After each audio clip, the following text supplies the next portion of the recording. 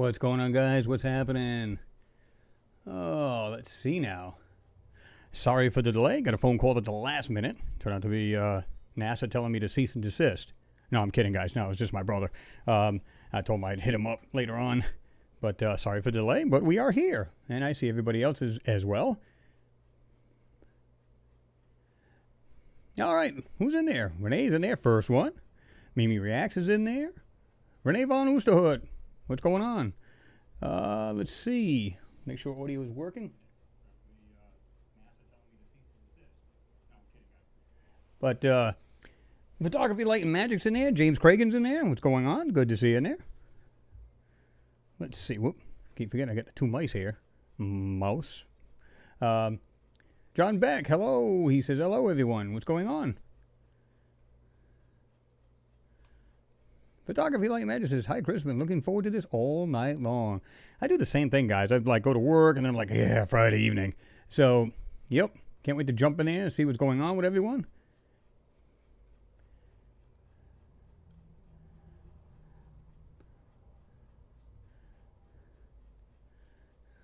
What's going on there, Miss Heard? She's in there.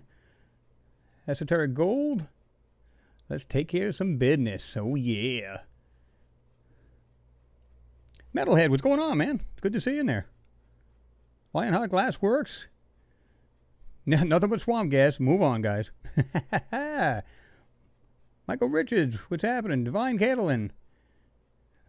Waiting for the boss to come into office. Really? Where's he at? Oh, kidding. Grosser 4123. Hi, Chris and guys. Let's see, we'll get to those comments too. Bush Corey, what's happening? You're in there early. Good to see you. Third Eye Open's in there as well.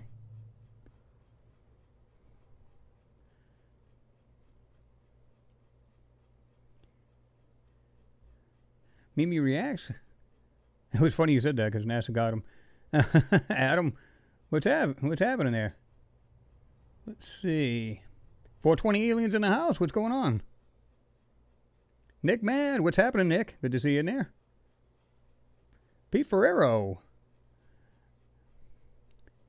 He's also in there. What's going on? Ron Conrad is in there as well. Cloudy with a chance of UFOs. Hello, Chris and everyone. Evening. I'm sorry, evening one and all.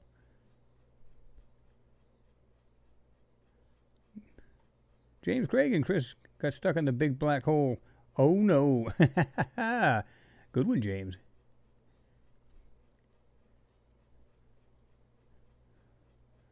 I want to just go down. Robert R. Reed Nelson. He said, any cool crap this round? Yeah, I got a couple topics we can talk about. We definitely jump in there, you know. No doubt. Tired Wookie, what's going on? He said, hi there. Adam, the CIA has finally got him. Let's hope not.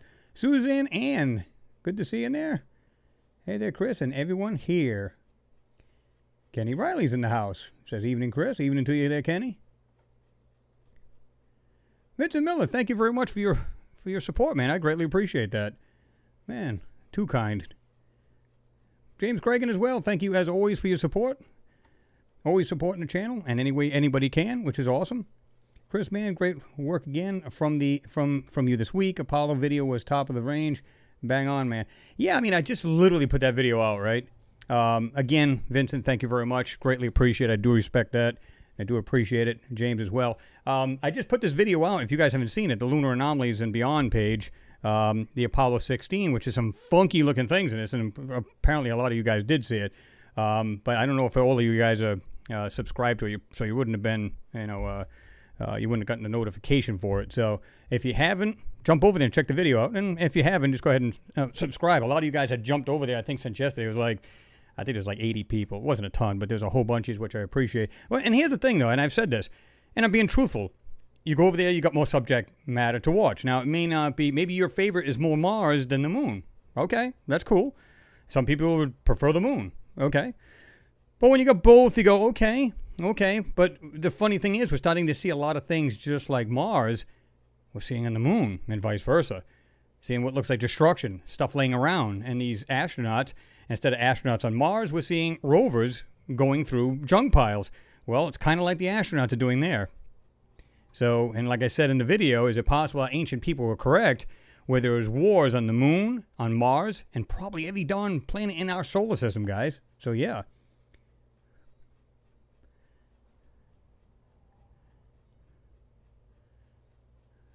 Let's see, Greg Sussmilch, what's going on? You said, hi, Chris.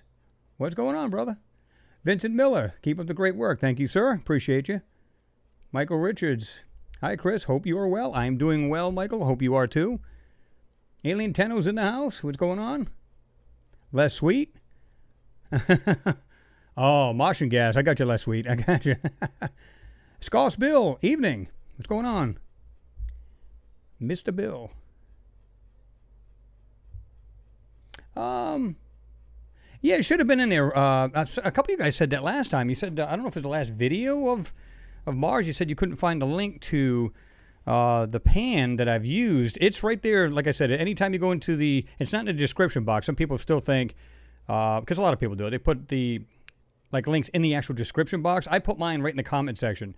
And what I try to do is pin it to the very top of the comment section. So it doesn't matter who's posting comments or whatever. It's always at the very top. It stays there. It's pinned. So always look for it there. You'll see it says see more. I'll describe the video real quick. And then I'll say on there, it'll say see more, and you'll see the links. Any link or links will be in there. So so a couple of, and I still cut and pasted, and people who did ask for it, I do go ahead and give it to them. So, but that's where you'll find it, right?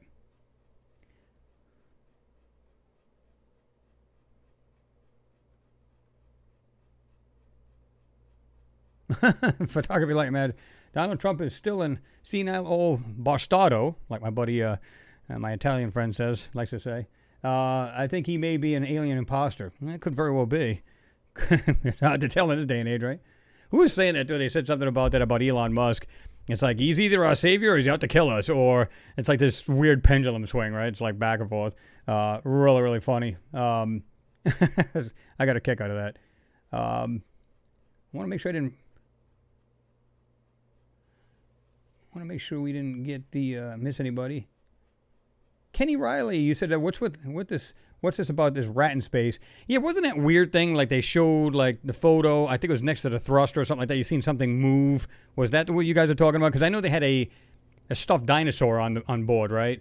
And it was all multicolored and shiny and sparkly or some crap. And I saw that, and I seen people are talking about that weird thing. It looked like it was moving. It was either above the thruster or something like that. Really weird.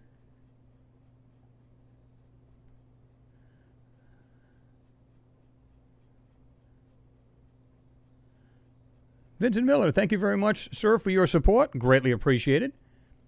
And, of course, everybody gives the regular support, which is awesome. You guys are top-notch as far as I'm concerned. Got one of the greatest communities here as far as I'm concerned. Now, hate to blow my own horn, but I just believe that's the case.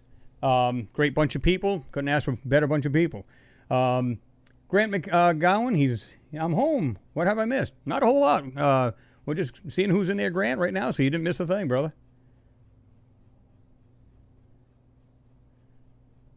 Again, Vincent, thank you very much. Much appreciated.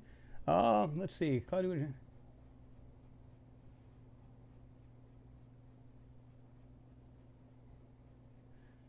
Yeah, I seen that. You're talking about cloudy with a chance of UFOs. You said from the SpaceX launch the other week. I wish I was joking. Nobody's talking about it and trying to explain it. It is not debris either. Go have a look. I seen it. It looked like it was literally, again, you see the thrusters, and it looks like something's going like this. It's moving on the outer edge of it's just bizarre. Because you would think, like you said, that debris would fly off, I would think, right? So whatever it was is hugging, unless it's some kind of steel ring around the base of that huge thruster and something just vibrated, which would tend to make more sense to me. Something kind of vibrated and of course it was locked into that ring so it wouldn't fall off. But I did see that, and it's not the clearest photo, but it is there, and it is something to question, right?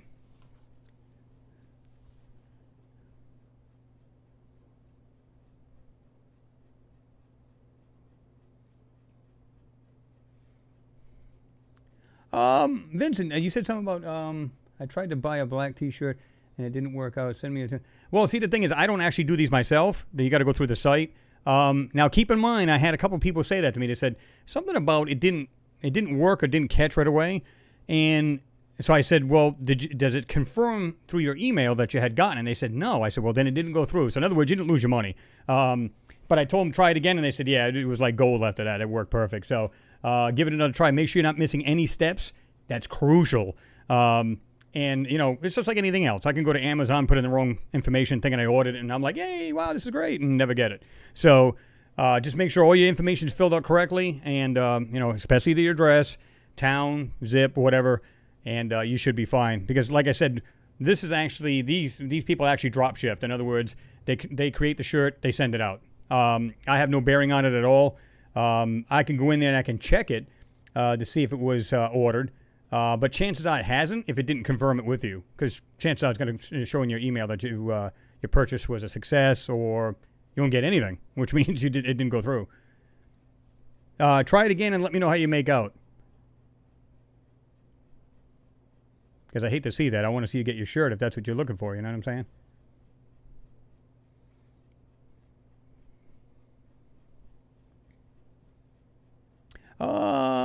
Let's see. Adam, dead on, right, Chris? The early photo of the moon when they didn't know what they were looking at. Very interesting. Tons of stuff up there. Yeah, absolutely. And one of you guys suggested, and you may not be on here, I'm not sure. You said, Chris, take a look at this other photo, or this video rather, and they're talking about how it was like the moon mission was an actual hoax. We're going to get into that real quick.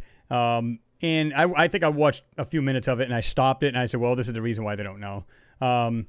They automatically just have this reaction to, oh, it's bullshit, and, you know, and that, you know, it's just hard to explain, but I'll explain to you. And you'll see why. It's pretty funny.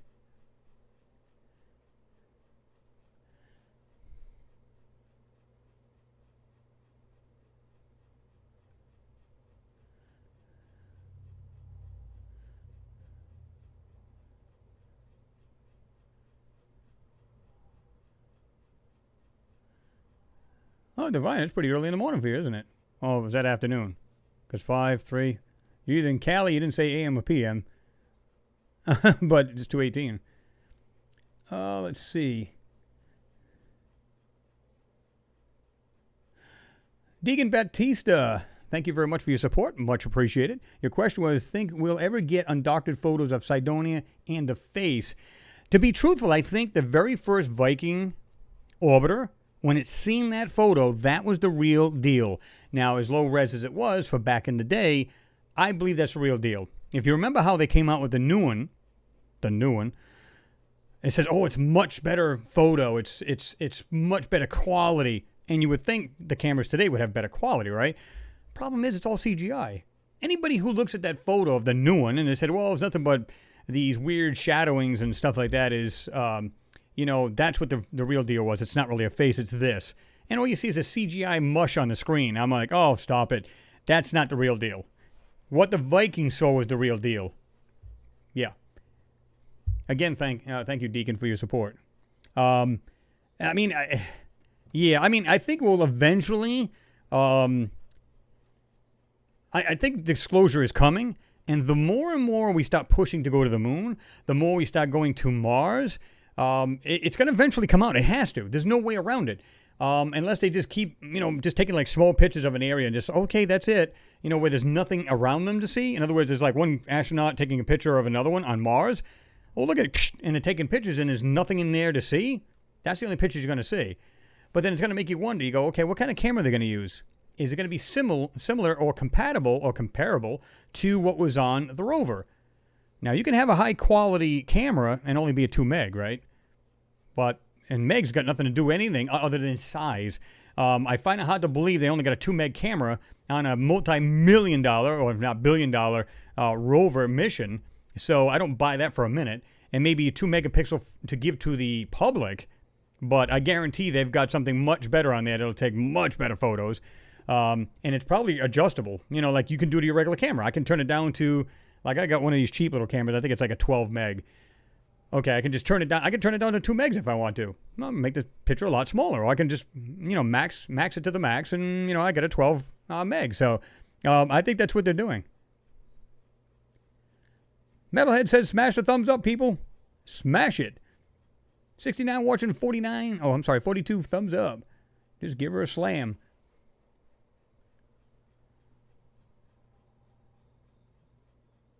Grant McGowan, you said NASA folks are weird, right? I can imagine young guns manipulating photos and not doing a great job. I think they are teasing us. The truth has to come out. And I totally agree with you, Grant. I think what's going to happen is 2 things, and I agree with what you just said. Now, either they're teasing us to a certain degree, or, again, they're purposely doing this for like a slow disclosure. And I think that may be a combination of both. Or I just find it hard to believe that there's so many people in the CGI department. Like I said, just envision a bunch of computers that are chained together, right? So I'm part of the CGI department, and I'm sitting there doing my work. Maybe I do the background. Well, next group of people do the middle ground of the photo. Then the next bunch of people do it in the foreground part of it, right? But then it has to get passed on. So you got proofreaders, so to speak, or proof viewers, and it goes on and on and on. I find it hard to believe that these guys would miss this crap unless it was done purposely. Of course, we don't know, right? We're not there to find out. We don't know. Let's see. HDOS 1AV is in the house. What's going on? Good to see you in there.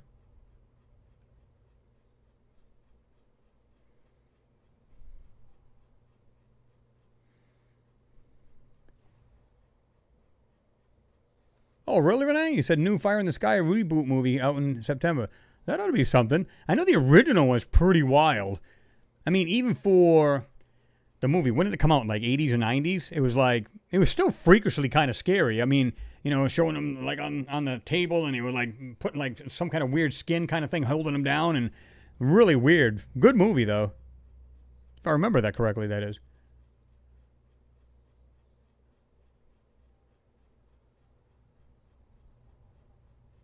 Trying to remember here. This is weird. I was trying to get, did it finally, it did load.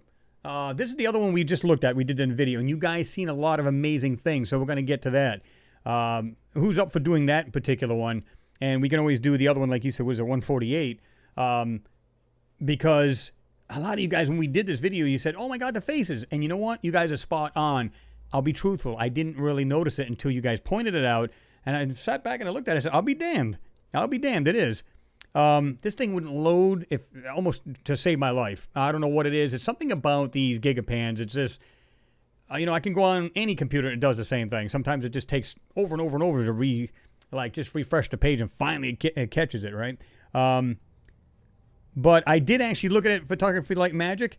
I'm trying to remember, because you asked me about this one last time, didn't you? So, and I said, well, maybe we'll do it during the week. And of course, I couldn't do that. I was very busy, which kind of bites it, but you get the idea.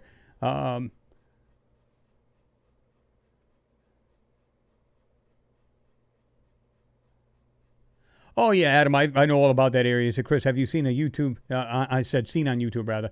Vids on Puma Punku. I highly recommend if they. Oh yeah, absolutely. I mean, just look at that. It's a perfect example of to me is high tech. Care what anybody says. It's so crisp and so clean, those cuts, and a lot of them are recessed in. It's just really brilliant work, and keep in mind, this is thousands of years ago, and they still look that crisp and clean. Yeah.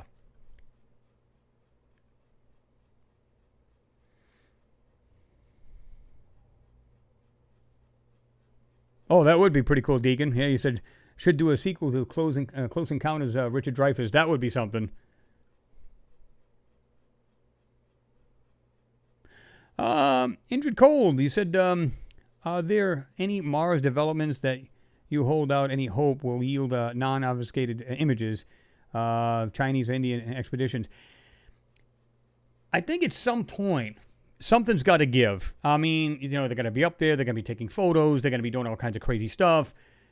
Either, just imagine, one of the countries getting super mad at us, or maybe at Europe or wherever, and they get to the point they said, I had enough, and somebody just squeals on the other, or some disgruntled employee, or, whatever it may be. I'm hoping it'll happen at some point. Well, I don't mean if the country's warring, but I mean as far as somebody letting out the information as far as being disgruntled or whatever. Because we do have people who are whistleblowers, right? Like all of these people coming, Linda Howe, you got Ken Johnston Sr., you got different people doing this. So I find it really interesting that people are really, really doing this stuff, and I love it. And I think more and more people need to do that, right?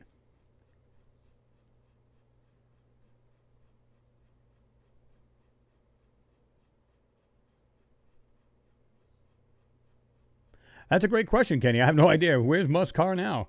Wasn't that supposed to be going towards Mars, I thought?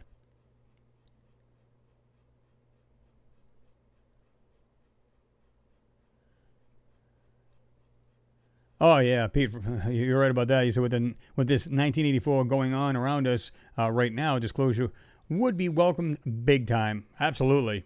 Man.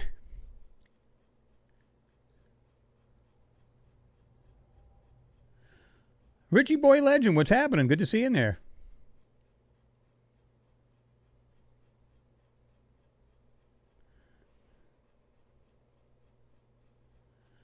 Bush Corey, your question is, I'm not even familiar with that, to be truthful with you. At least not off the top of my head. I'm not the name's not registering. You said, Chris, what do you think of Emery Smith's story, truth or BS? Truthfully, I'm not. It's the name's not clicking. Was it like a what's the word I want to use? Were they like taken on a UFO or something like that, abducted or something, or was it something else? And it's somehow the name's not clicking.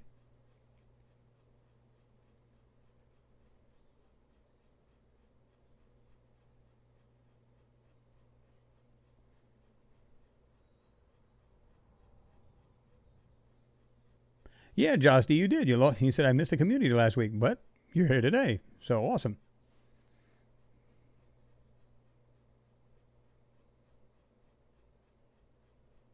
Robert Orr, you said it makes you wonder about zero erosion surface on crafts around the time pocket on the inside holding biospheres. Yeah, I mean, it's kind of like, I don't know if you're referring more to like on Mars, right? You say, a lot of people question it. They said, well, how come the rovers are still going? Now, Curiosity will, because it's actually nuclear powered. It's got a nuclear battery, so to speak. So that one, they will continue to go. Now, the ones, obviously, that were solar panel, they're pretty much, according to NASA, dead. They try to restart them, so to speak, and they did come back on for like a short amount of time and then died again.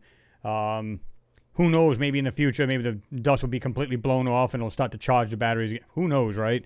Like I said, I'm a bit dubious when it comes to that stuff. I believe that these things are probably both functioning, meaning Spirit Rover as well as Opportunity. But I could be totally off base and wrong, right?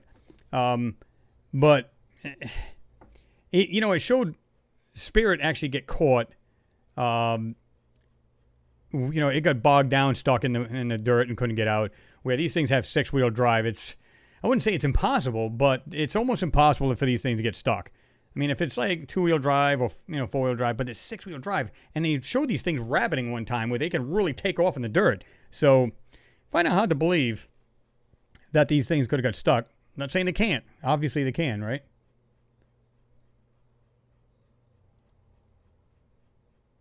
All right, let me see. This thing just jumped on me here, so bear with me, guys.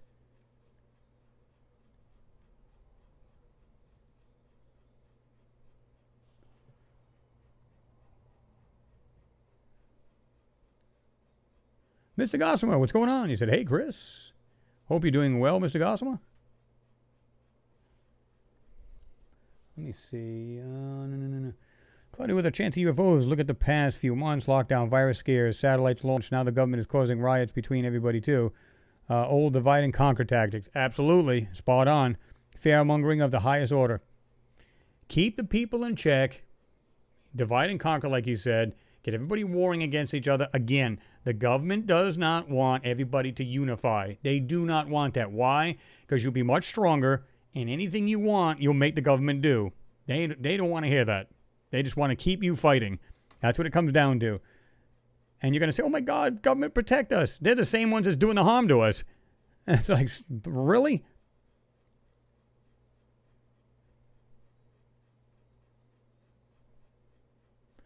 Les Sweet, you're right. You said perhaps one day one of the CGI people will CGI in an actual Easter egg.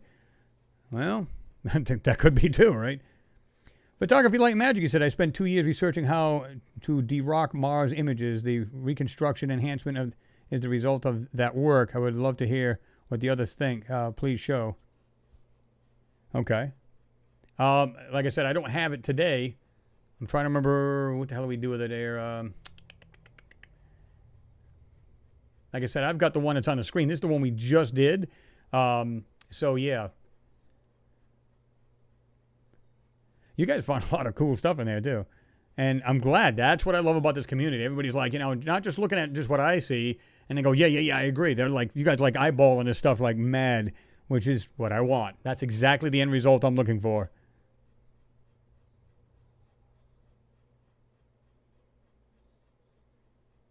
Renee, go easy with that stuff now. You don't want to pass out.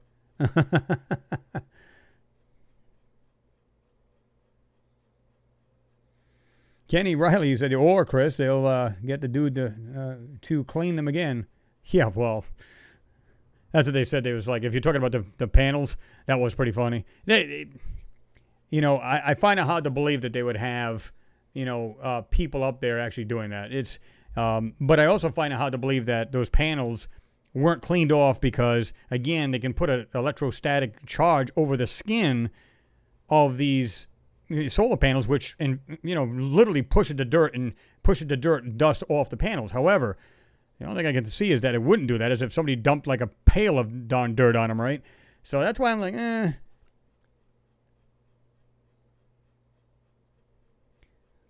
hold on, they just jumped on me here. Search and Destroy. I took astronomy in college. I find this conspiracy stuff a little hard to believe. Well, here's the thing. This is what I tell anybody. Listen, I've got friends that thought the same way. Listen, they were like, listen, I do everything they've got telescopes. They love everything about looking at the moon. They look at Mars. I mean, some of them got some really good telescopes, right? Some actually have telescope time in observatories because they work there, right? Absolutely phenomenal. They said, man, I just love everything about it. And I said, well, what do you think about this? And they go, oh, that's, yeah. They kind of look at you like, that's not true.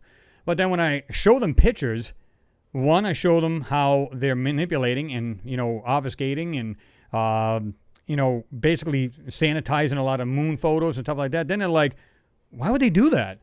Exactly. For what reason would they do that? So then I take them down the road, so to speak, and I say, look, what do you think about this rock? Or I show them a picture. I showed one guy a picture. I said, what do you think of this? And, of course, it was something similar. It was an actual Mars photo, but it's something similar to this hill here we see on the screen. But this time I took all the weird color off. And I said, what do you think about this photo? He goes, oh, yeah, that's pretty cool. I said, yeah, but what do you think about this object here? And he said, oh, somebody left that there. I said, what do you mean left it there? I said, what is that? And he thought it was like it's some kind of mechanical part. He says, yeah, somebody left it there. So what? I said, this is Mars. He got totally, no, it's not. Swore up and down, no, it's not. I said, let me show you the original. Click, click, click. Here you go. And he was totally awe. He didn't know what to say after that. That makes no sense. I mean, And again, it's hard to get your mind wrapped around until you've dove into this and really study these photos. And then it comes a little bit more clearer to you. Now, I'm not saying you should believe everything that's off the wall. No. I didn't believe it. I mean, I started this stuff. I went, no way. Can this be in this darn photo? And the more I got into this and looking at the lines and pulling lines out, and then you get the regular, anomalies that they're trying to trick and make things look like rocks, totally blew me away. After that, I said, I got to stop making videos and showing people this stuff. And when a good friend of mine, he's in forensics, and I showed him one of the photos. I said, what do you think of this photo? He said, who the hell drew that? I said, what are you talking about? He said, what do you mean? He said, who drew that? I said, that's not drawn. That's directly from NASA. He goes, somebody has messed with that photo big time. Who are you kidding? No, ask them that.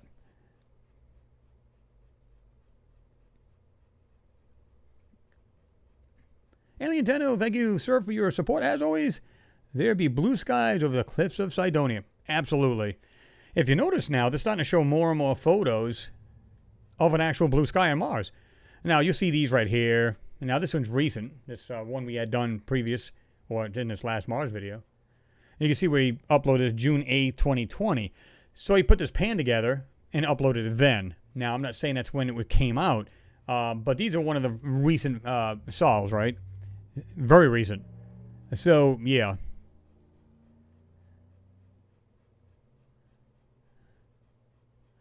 Divine Catalan, you said, awesome, true, Chris.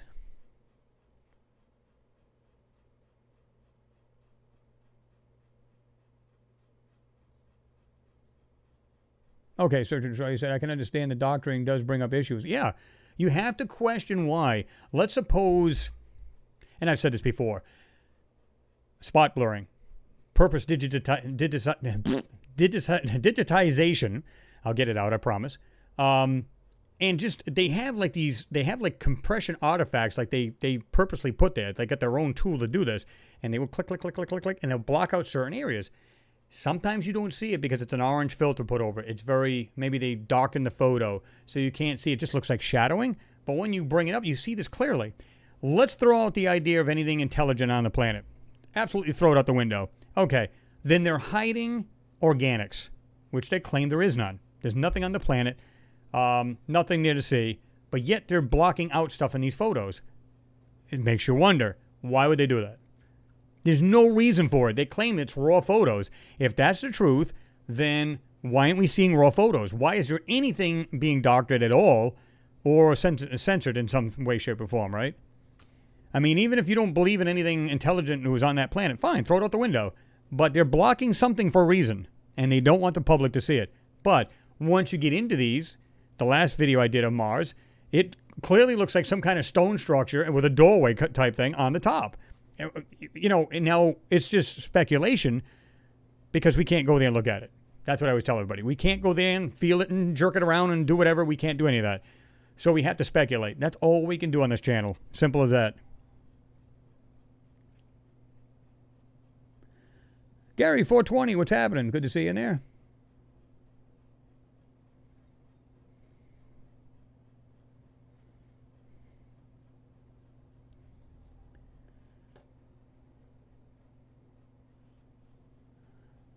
I'm in Gognut 68. Chris, you really do good work with Mars and Moon research. Well, I appreciate that. We do our best. Try to drag out what we can out of the photos, if anything. You guys would be surprised how much you really try to get some of these things out of these photos, and it just doesn't work. And it's not convincing enough to me, so I'm not going to waste your time. I just don't bother. I just go, next. And I'll work on it for a couple days just to see if there's anything worth the crap in there. And if there isn't, I just toss it. That's all.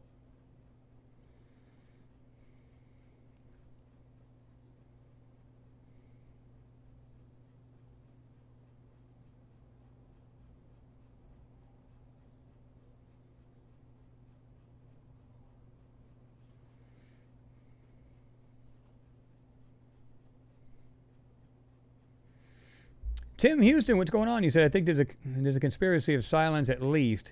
When was the last time NASA mentioned the Blair cuspids on the moon? Exactly. You won't see any of that. Anything. Forget about that because even I'm not 100% familiar. I think I've heard the words. But my thing is this. You'll hear one thing about some situation on that moon. Now, I don't know if you guys seen that other video. Just recently I saw it where it looked like, what the hell was it? There was something on the moon, and the guy zoomed right into it, and it looked like some kind of weird cloud coming off the moon. It was on maybe the 1 or 2 o'clock position on the moon. He literally zoomed back out, and he'd zoom back in. And when he zoomed back in, you could see this, and people go, oh, it's an earthquake. Well, they meant moonquake, but okay, the moon's that active? To put up this huge plume like it was. Wow. If that's true, and I'm not saying it's not, if that's true, that's insane to put that kind of dust cloud in, and it was huge. It wasn't like some little speck. It was huge. So that was pretty neat. Supreme Ruler, what's going on? Good to see you in there, brother. Glad everybody's getting in there early. A lot of times you guys are like, oh, man, I wish I could have made it in sooner. So I'm glad you guys are jumping on board, man.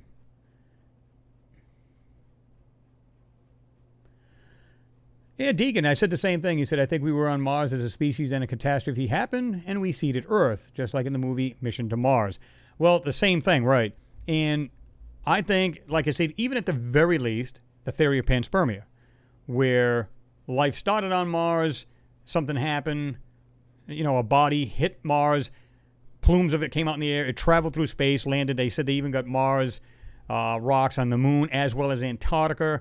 They're finding these weird rocks, whether it be moon rocks from Mars, and they can tell by the composition that they're from either the moon or Mars. So at the very least, we were seeded somehow, maybe on a micro level, from Mars to here, and I even speculated that we were probably at some point in our, weather cycles, because, we according to the Mayans, we're like in the 5th cycle, right? How do we know, we had a great catastrophe 4 times, and again, we're in the 5th cycle, but the 4th time, but prior to that, we could have been technologically advanced then. But over thousands of years, everything got buried, we couldn't find it. Now we're finding these old structures and stuff hundreds and thousands of feet in the ground, and now we're finding out who we really are. So we're much older than we thought, and as far as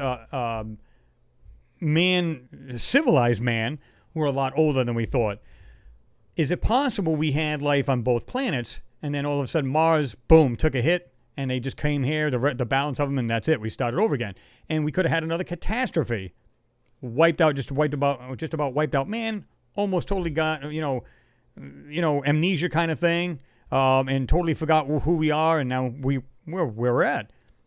And like I said, I've said this before, I don't believe this catastrophe on Mars happened that long ago. Like I said, when you got Dr. John Brandenburg talking about how the gentleman, what the hell was his name? You guys remember, where they said they seen, atmospheric explosions, nuclear explosions on Mars in 1941. Literally seen 2 huge flashes in the atmosphere of Mars. Stuff's not eroded. It's not completely buried. We're seeing parts laying there, and of course a lot of it's being hidden by manipulation, obfuscation. Is it possible that's when that took place? And they've been living there all this time. We didn't know it. Boom, they took a hit. How do we know? Pure speculation again, but how do we know? Not a whole lot of governments are telling us, that's for sure. Well, that's what they claim, Supreme.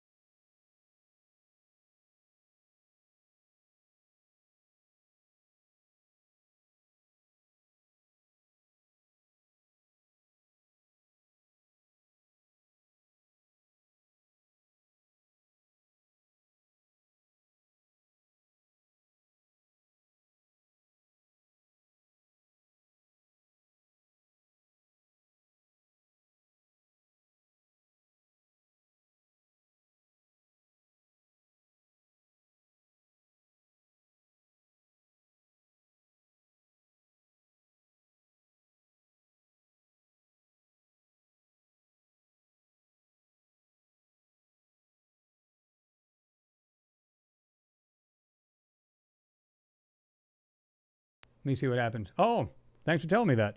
I must have just hit this thing, and it must have just hit the wire on it. It wasn't the mute button. It was the actual wire on the mic. My bad. Okay. Hate it when that happens. I must have went like this, like I said, hit the mic. So, Andrew Cole, thank you very much for your support. Greatly appreciated. Thank you for everything you do, you said. Your work is making a big difference. Well, I appreciate that, and I hope it is. My biggest thing, guys, I've always said this. If I get a few people, and this has already happened since I've started doing this, I think in 2012, if I can get a few people to say, you know what, maybe I don't believe everything Chris says, and I'm fine with that. We're all individuals here. I don't have a problem with that. I can stand corrected. I could, you can say, listen, I think you're wrong. I believe it's this. I don't have a problem with that because I love the idea of thinking people. I don't want puppets. And some people have said, you know what, you've pushed me to go get Photoshop and to really start analyzing these photos. Then I know I've done my job.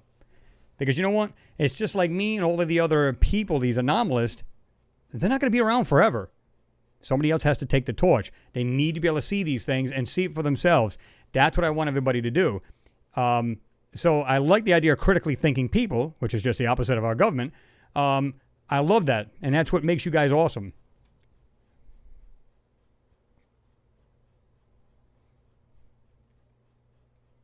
How long is this thing out anyway, guys? Do you know how long it was out, the audio? Because I see you guys are saying, oh, you're back. Miss here, thank you for your support as usual. Your audio is out, Chris. Yeah, like I said, I must have went like that and banged this wire. That's the only thing I can think of. As soon as I plugged it back in, it came right back on, so we're good. Alien Tenor, I hope that's not true. He said all who speak the truth will be silenced. Oh, we're not worried about it, trust me. Yes, NASA's got to my audio.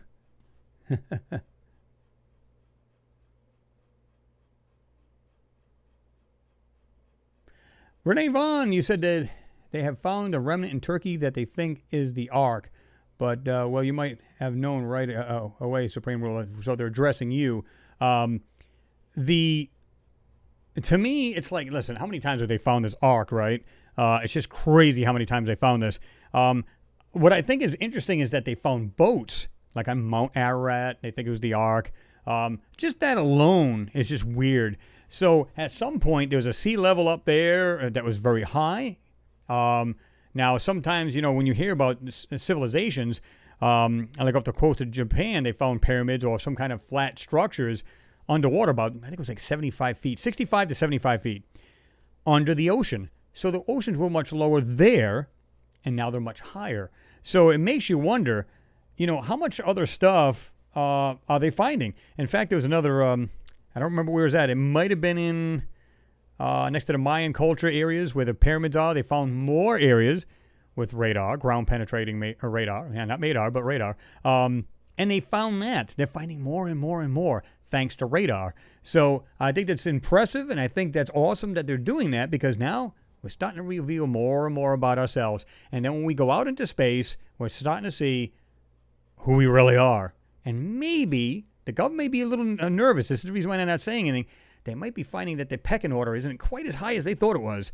Think about that a minute. The second they say, hey, guys, by the way, there's a civilization out there, and we found out just by, observations that they are much more intelligent or, let's say technologically advanced, what's going to be your first reaction? Oh, my God. Some people will get panicky thinking, oh, my God, if they're that much ahead of us, they can annihilate us. Or our government's squat then. We're just nothing but little sitting ducks. Oh, my God. So the government doesn't want to look that way. They want to stay powerful to keep you down. And of course, again, keep it segregated, keep everybody split apart against each other, so on and so forth. Think about that a minute. If they were to say that, what do you think most of the population would be if they actually said that and said, the civilization we have been observing is much more advanced than us, but we don't see that they can actually travel space yet, which wouldn't make much sense, but doesn't necessarily mean they want to travel, right? But let's say they do.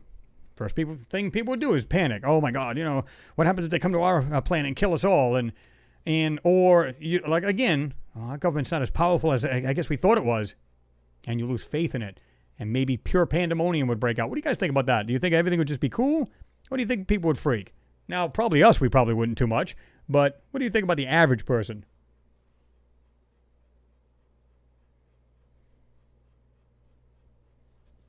Oh, Supreme Ruler, you said that? Jeez, what the hell would do? Oh, you said about the Noah's Ark being a spaceship.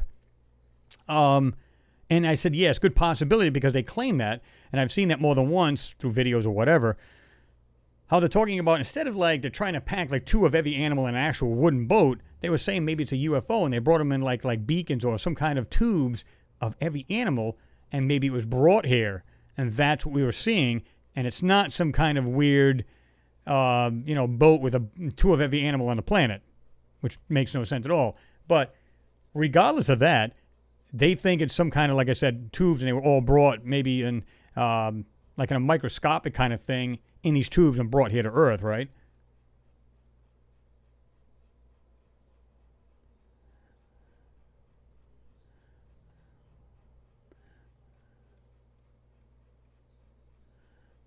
Kyle Harvey, what's going on, brother? Good to see you in there.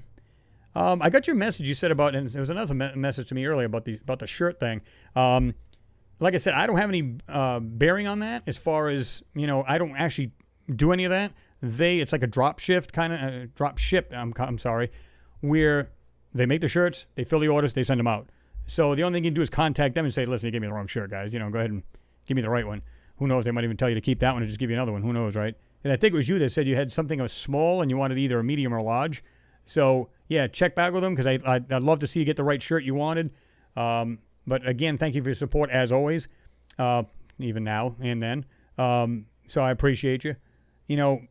So, yeah. Okay.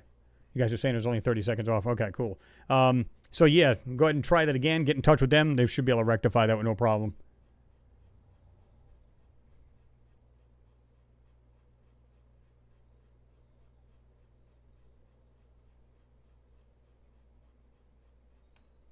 Stan Bradley, hi. You said hi from Northern Ireland. What's going on, Stan?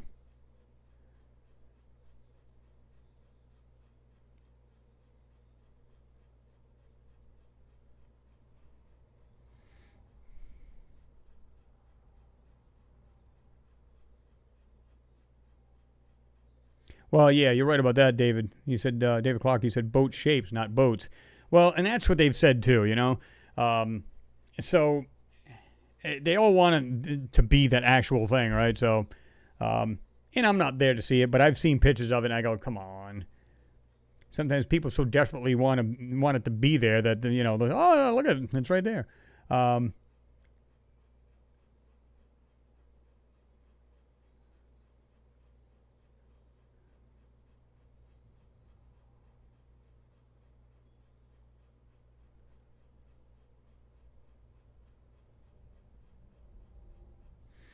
Indrid Cold, you said check out Robert M. Shark for those underwater pyramids. Why does that name sound familiar? Kind of sounds familiar. Let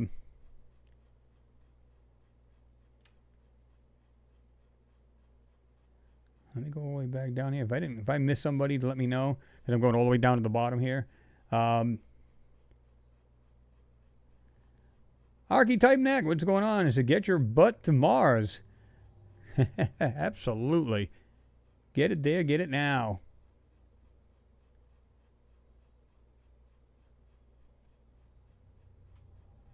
Okay, Kyle, you have. So they say they're going to send you another one? Good. I hope so. Because if not, I'll have to get in touch with them. I'll just, you need to send it back out to them. Okay. Not you. I'm not talking to you. Phone's like, okay. Let me just do this. Let me turn this thing down. We don't need it on. Every now and then I see a keyword and she just kicks in.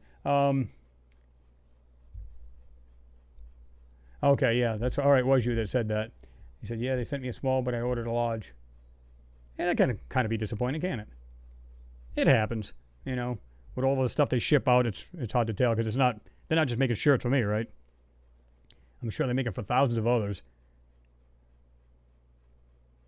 Cores, what's going on? Good to see you in there, man.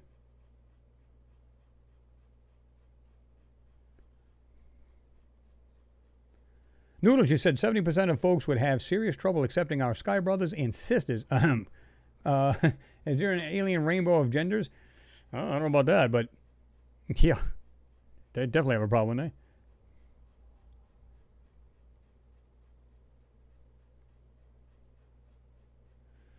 they? It could very well be, Grant. You said, I firmly believe that the creation myths have more to do with Mars than Earth. Yeah, because what was they saying about the Garden of Eden? I think it was off planet. It wasn't even here. They was thinking it was Mars.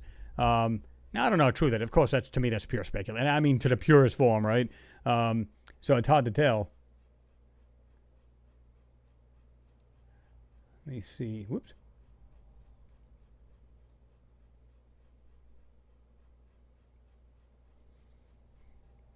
Oh, okay. Well, see what happens. What'd you do? Send him an email, Kyle?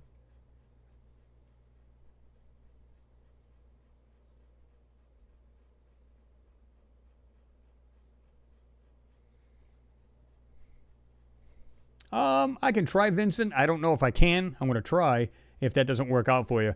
Because usually as a rule, I made the mistake. I've tried to order something and it didn't go through. And it literally drives me insane. I mean, I'll literally flip out behind the computer. It's like, okay, he's lost it. But no, I mean, on a serious note, I'd be like, oh, what is going on here? And then I'll do it. No wonder. And it's like the littlest thing you leave out, and you'd be surprised. But so, yeah, give it another try, and then we'll check into it if it doesn't work out for you there, right? Chances are, if it didn't go through, it's a good thing about it. You didn't lose any money, right? So it's a beautiful thing. But it's happened more than one person, and then they went through the process again, and it seemed to go through. So it's hard to tell. And who knows if the site's not jammed or whatever, for whatever reason, right?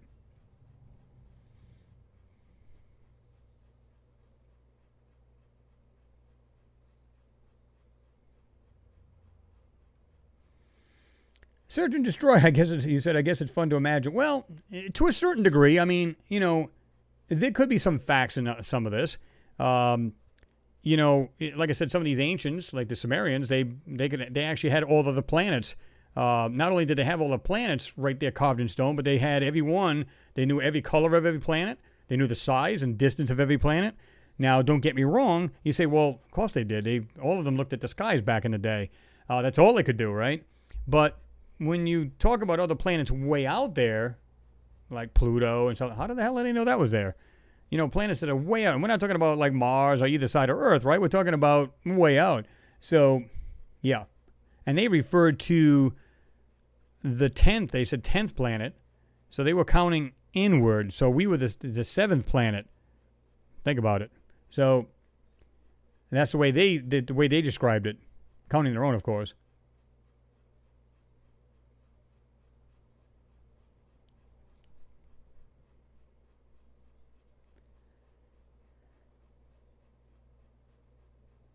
Claudia, with a chance of UFOs, you said, better to tell the hard truth than tell and spread the lie forever, though.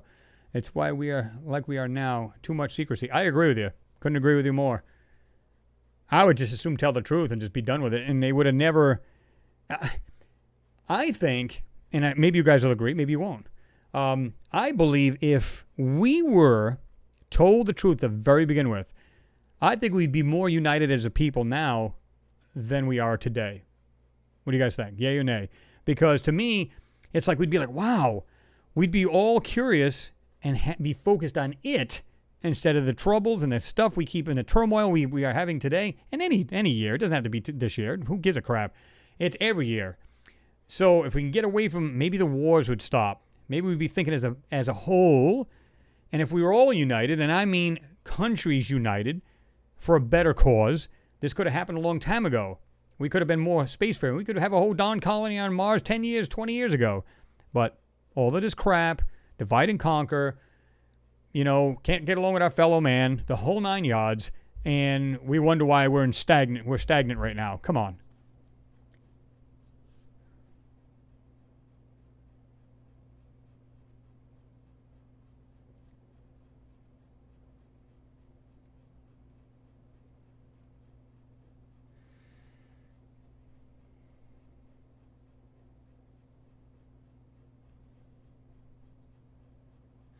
Kyle said back on subject. We have been coming and going off this planet for millions of years.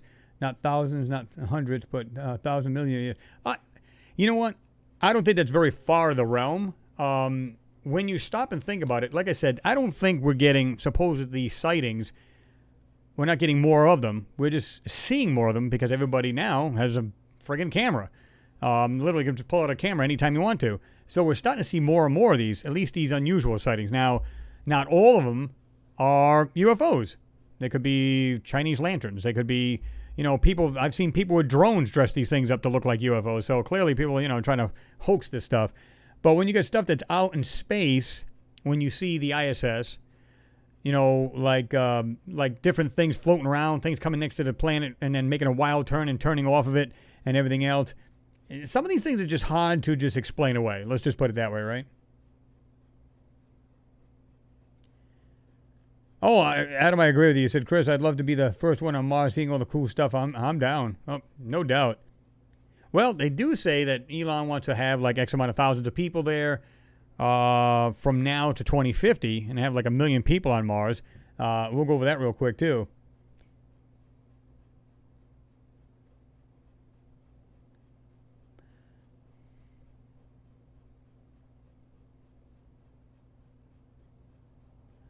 Well, maybe something to look into, Third Eye Open. You said Printful is a good drop shipper but you have to be much more involved than you are with Teespring. Well, yeah, that's true. Some places are, some of them are not, you know. And as a rule, you don't have any problems. You usually don't have an issue. But, you know, you will get that hiccup. I don't care where you go. Man, just go out to a fast food restaurant. Watch what happens. It's like, I ordered a Big Mac. Why did I get 2 cheeseburgers? So, I mean, you know, it's not always foolproof. Let's put it that way. Miss here, you said the weather here in the weather here has been weird here in Arkansas. It was 96 and 93 several days ago, and it dropped down to the middle 80s. Should be the other way around for mid-June. It's done the same thing here. I mean, right now it's like 86 degrees. It's really not humid. It's like 38%, so it's really no heat index. But last couple of days it was 99 and 98, and it was 111 with the heat index. So it was pretty hot. So, yeah. Thank you, Tim. That's the word that was the what I was talking about. Unagani is off some Japanese island. Looks like a temple complex. Nice say hi to Woody. Oh, okay. But yeah, off the coast of Unagani, I think it is, where they have these. It's not like a pyramid itself. It's like a flat, and it has stepped, and it has. And they said some people say, "Oh, that's natural." No, you're not gonna have natural wear like that. Not with 90-degree stairs. You've seen the wear goes through. There's like stairways and there's passageways through the blocks. No.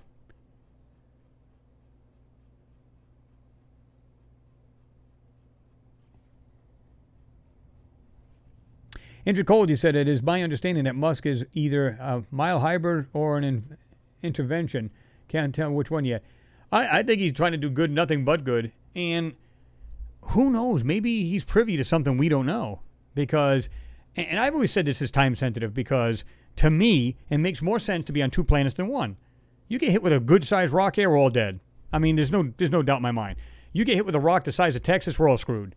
Because even if you don't get the brunt of it, you will eventually, because you'll go into nuclear winter, everything will die, food, animals, you name it, and basically starvation until you're dead. So, which is really bleak. But the thing is, knowing that, how sensitive we really are, it doesn't take anything to wipe this civilization out. So, it's better to be spacefaring and be in 2 places than 1 at once, and at least you got a better chance to survive, right? So, it kind of makes sense. Yep, agree with it, Miss Heard. You said, let's all get our asses to Mars.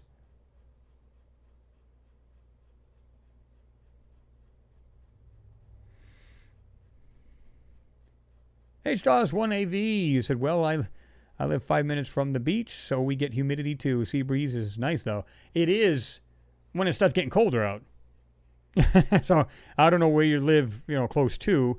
But the thing is, it's like, when it starts getting colder out in the colder months, that nice warm breeze coming off the ocean still feels good, but vice versa, where it's starting to go into summer, and it's nice, the air temperature is nice, but the ocean is cold. I lived in Myrtle Beach for a couple of years, and that's how it worked. It was nice, don't get me wrong. I was only like 2 blocks away from Myrtle Beach. So you can see all of this was years ago, it was like back in the 80s. You can go all of these, I don't know if you guys remember it, if you guys lived down there, been down there, but back in the 80s, they had all these under 21 clubs. They had all kinds of, it was off North Kings Highway, and they had like Xanadu's, Mother Fletcher's, all kinds of, places. Now, from what I understand, it's a whole lot more different than it used to be. But, some of the stuff from what I understand is still there, but yeah.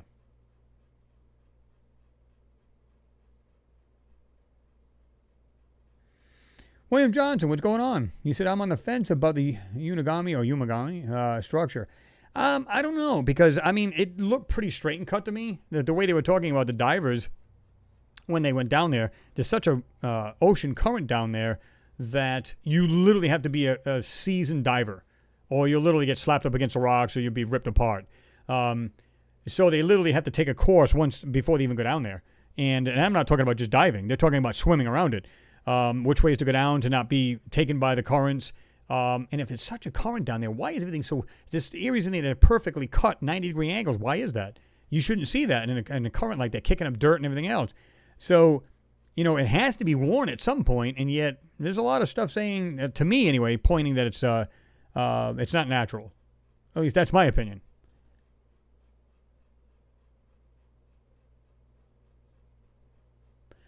Search and Destroy, you said 2029, we're going to have a close call by an asteroid. There's actually several. coming up, which will be interesting. I don't really worry about the big one passing. It's anything that's in the tail of it, right? Or is it something that's being sucked in with it? And somehow they just happen to, the gravity from Earth just sucks them in. Michael G., you said the question is, why are they wanting to colonize Mars if they say it's a dead planet? There must be something there for them to spend all of the time and money on planning it. Well, I said this right from the very beginning because you got to go back. Now, you had flybys, which was, you had, flyby, you had orbiters, flybying, you had landers, you had, and then, of course, later on became, rovers and other landers and so on and so forth. So they had flybys that took pictures. Of course, they give you, if you look them up, they're just crap pictures, right? But I believe they were better than that. Now, and they seen something on the planet that they said, wow, this is interesting, but we can't get there yet. We don't have the technology to do that. So they're planning. And what was it, 1997, they finally got a rover up there, the Sojourner rover. And, of course, it didn't last very long, got stuck on a rock or whatever, because it was very small. It wasn't very big. And then 2004, we had the sister rovers go up there, Spirit and Opportunity. I think they were a month apart. And then, of course, 2012, we had the Curiosity rover, and now we got Perseverance going up there, which they are delaying that. I don't know if you guys have seen that, but now instead of being in April, now I believe it's in July. So, which kind of stinks, but regardless, it'll still be up there in 2020. And so I find it really interesting. The Viking lander, I guarantee that, and I've said this before, that anybody who's new to this, it's going to be new to them to hear, but other people are going to say, okay, we've heard this. But as far as me, if I'm sitting down with a bunch of technicians, scientists, so on and so forth, I'm going to build a lander. And I want to put every darn piece of equipment on here. The first two things I'm going to put on there. I'm not going to put a shovel to pick up dirt. I'm not going to be putting something that'll sniff the atmosphere. I'm going to put eyes and ears. That's the first two things I'm going to think of. I want to see with best quality for the best technology we got at the time, and I want to hear. I want to hear what's out there. So I find it hard to believe that this rover doesn't have at least a microphone on it. I mean, or I should say the lander at the time. Why would it not?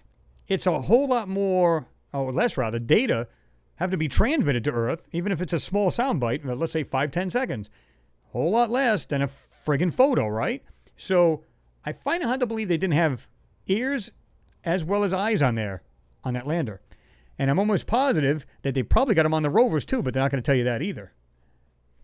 And of course, that's pure speculation because I can't back that. But the point is, it's like, why would you not? Why would you? That would be the first two major things you'd put on going to another planet. What good is if you can't see or hear what's going on the planet? Eyes, cameras, common sense. The best, the creme de la creme of cameras for the time. Much better than anything that the regular population would have, right? So, yeah. They knew exactly where they're going to land these rovers. They knew exactly what they're going to do once they seen what was on the surface. So, again, most of these rovers and landers are just south of the Cydonia region, right where the explosions happened in the middle of the atmosphere, right in the atmosphere itself. One large one over the face of Cydonia and a smaller one, and I think it was Chaos something or other, just east and slightly south of the face of Cydonia. Now, is it by accident that they just happen to land these things? No, come on. We all know better than that.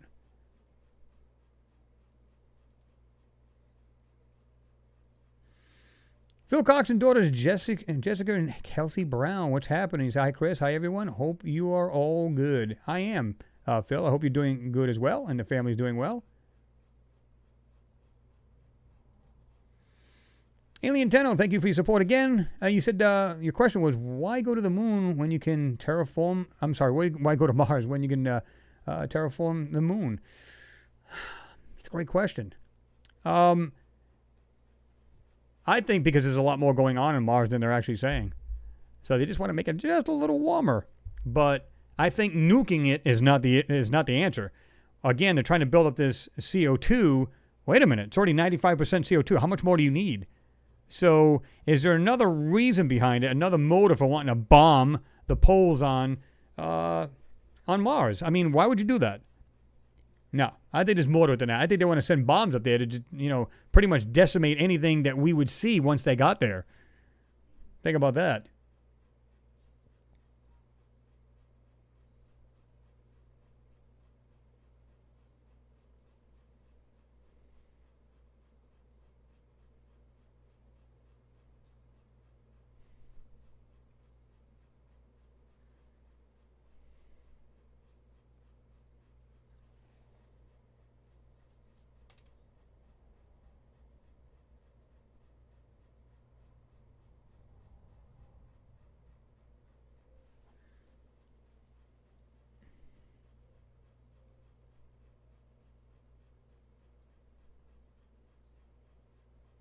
Robert Orr, as long as the microphone isn't underneath a carpenter bench.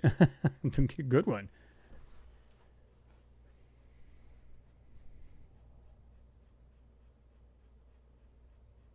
Liam Stewart Brown, you said stuff going on underground. Yeah, I mean, I've still got those recordings of the sounds that the InSight lander has heard. And they claim, oh, it's just, noises on the ground, or it's just wind, it's just vibrating the actual deck of the lander. So that's what you're hearing. Nothing more than that, whatever. And at one point, they had the arm moving. Think about this. You got a seismograph going. So let's continue to run the seismograph as you're moving the arm. That's what that is. It's the arm moving. Yeah. Why would they do that? They're not brain dead. Why would they do that? They would simply say, stop all operations. We don't want anything moving on this InSight lander. Go ahead and run the seismometer. And you're going to hear whatever's in the ground, right? So if there is, in fact, Mars quakes, they'll hear them. But yet you hear, and you're going to hear something. It sounds like it's getting closer, gets real loud, and then it sounds like it fades off. I mean, yeah.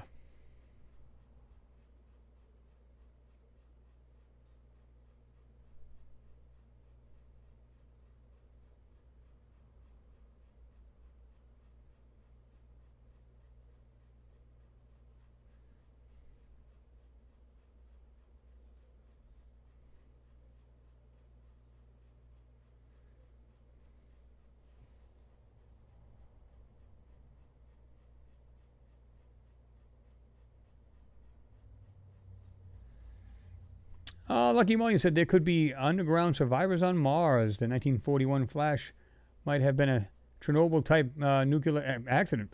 That, some people speculate, maybe they were warring with somebody and killed themselves off, or if they killed them off, or whatever it might have been. Pure speculation, of course. But when you see that, and then you look at, you say, well, a lot of you guys have said this. If it's as windy and wind-blown dirt and everything else, like NASA claims it is. Now, they claim like a 300-mile-an-hour wind would feel about 50 to 60 miles an hour on you because of the atmosphere, the density of the atmosphere, so on and so forth. Okay, we'll go with that. Well, then, don't call it 300 miles an hour then. That's the way I look at it. And if that's true, then this stuff is, if again, there wasn't life on this planet for millions of years, as they claimed, okay, we'll go with that too. We'll accept that. Then why isn't this stuff so eroded? But there's sharp edges, there's 90-degree angles, there's nothing smooth about a lot of these rocks. And some of the stuff we're seeing is absolutely looks like something intelligently made, no matter what it is. You shouldn't see that. It should be eroded to nothing. It should be nothing but dust on this planet. Nothing. And it should be nothing on the planet to begin with, right? It's a cold, dead, barren planet. Nothing's lived down there for millions of years. I don't know.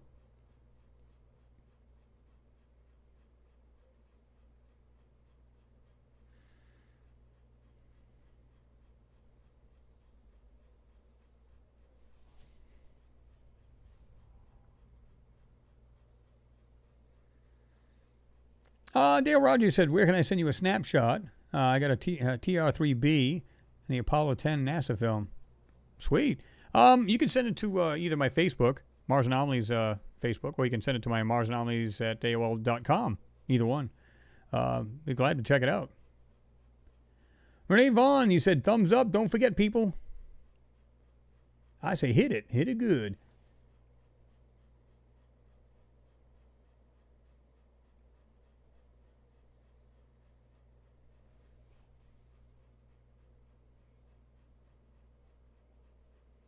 No, that sounds good, Robert. You might want to check that.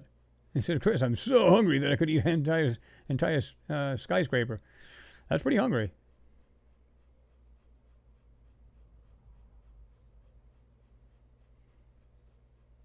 I misheard. I agree. You said Mars was destroyed very, very recently. I think so. Just judging on what we're seeing in these photos, I don't believe it was that long ago. Unless the stuff is impervious, meaning the metal that they made these things with, or just a stone that they've made. I mean, look at Egypt. Look at oh my God. Of course, the capstone is going off of these pyramids, but these things are weathered for how many years? And they think the pyramids are a whole lot longer than they think, which is like, what, 6,000, 7,000 years? They think it's much, much older. And the Sphinx is much, much older than the pyramids are. So, yeah, I mean, if that's true, I mean, that's held up pretty darn good considering, right?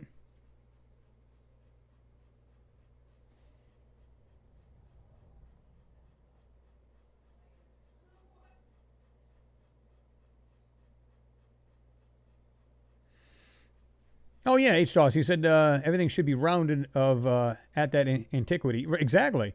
You would think everything would be super smooth, there'd be nothing there, metal would be eroded, unless, of course, they just made it super strong. Who knows?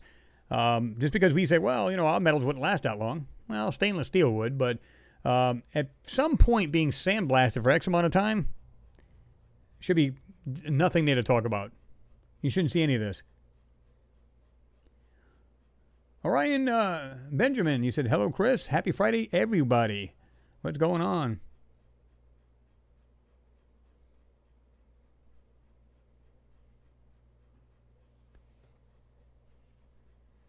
Dale Rogers said, thanks. I found a lot of moon stuff. Oh, yeah. There's a lot of stuff to be found, too.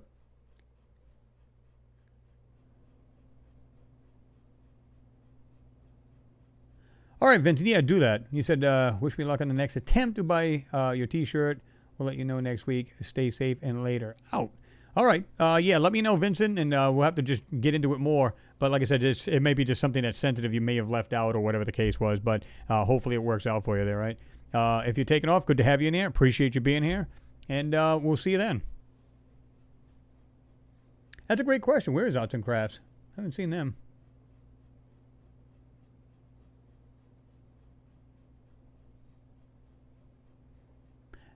Yeah, Lucky Mall, I don't know. I've heard it differently. You said, but Brandenburg argues it's 800,000 years ago, nuclear war. No, because you wouldn't see that nuclear fallout still. I've heard, he said it was just recent. When I say recent, I don't mean like yesterday, but I mean, he's arguing, because, well, he may have said longer than 1941, but that's when the explosion happened. And it's almost like you got to put the pieces together, right? 1941, well, now we have craft. We have the Maven spacecraft. We have the Mars Reconnaissance Orbiter, the MRO. We have all these, and they had flown into the Maven. I think they had the Maven fly into lower atmosphere, and it was able to sniff the atmosphere where these rovers were at and actually sensed it. You would think that would be long gone by now. 800,000 years? Well, I don't know about you, but we can go to Chernobyl. And that was how many years ago? And it's almost just about gone. Of course, they still say it's quite unsafe if you stay there for a long time, but you get what I'm saying. I don't believe that for a moment. I don't believe that. How can it linger that darn long? It makes no sense. And when you start to hear, okay, explosion 1941, the stuff doesn't look like it's eroded that much. Two explosions, like I said, 1940. You put them all together, it kind of makes a little more sense.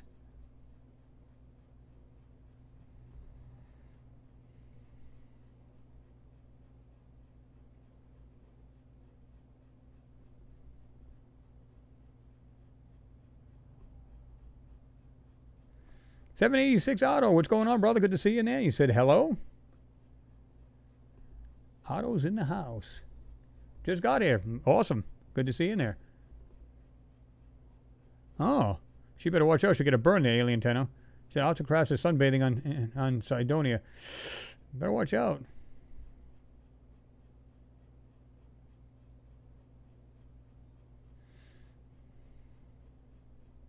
At least we think so, Grant, Like I said, I tend to put the puzzle pieces together. Now, it could very well be. Maybe there's a civilization. Here's the thing, too. We know that there was a lot of, even back in the ancient ruins here, there was wars, stuff was killed off, and then, of course, we have new civilizations over the old ones, right? So how do we know this didn't take place thousands of years ago, like you're saying, but the more recent,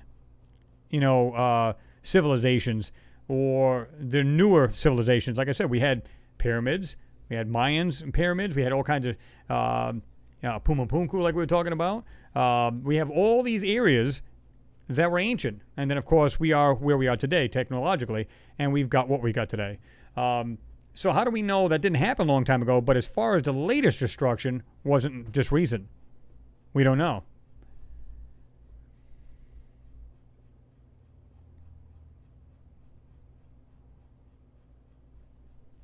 Josh D, you said, Chris, on the last moon video, next to the power lead and to the right, there were some super interesting items. Any idea about them? Yeah, you're talking about those little pieces. I talked about how it looked like it was ghosted out. It had like this weird bracket. It went like this. It kind of went straight and went down over the actual power cord of that instrument. I'm going, what the hell are these? And if they are the Apollo mission stuff, which is a very good possibility, why would they do what they did to them? Doesn't make any sense. I thought about that. I kept trying to wrap my mind around what the hell those things could be. I don't know. I have no idea. That's why I asked. I was asking the question. I'm saying, guys, what could these be? And why are they almost trying to take them out, right? Is it because when they whited out the whole thing, it gave it that look? Very good possibility. Still don't know what they are. And why would it have like, it looks like a glass-like substance coming straight and kind of like coming down at an angle right over that power cord? Simply doesn't make any sense. By the way, eat fresh. Oh. So, yeah, I don't know. Yeah, Mimi, his has been going. He said, you checked in Secure Team's channel, his videos are all going. They've been going for quite a while.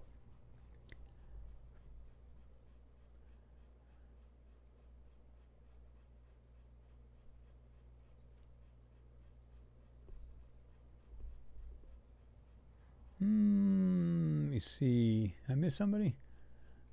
Oh, Marcus Peters. There you are. I saw Miss Heard actually saying something to you. Good morning, Chris. Greetings from bitterly cold South Africa. Man, I always thought it would never get cold down there. I mean, I'm just like, what? You would thought it'd be like, super warm down there, right? Let's see.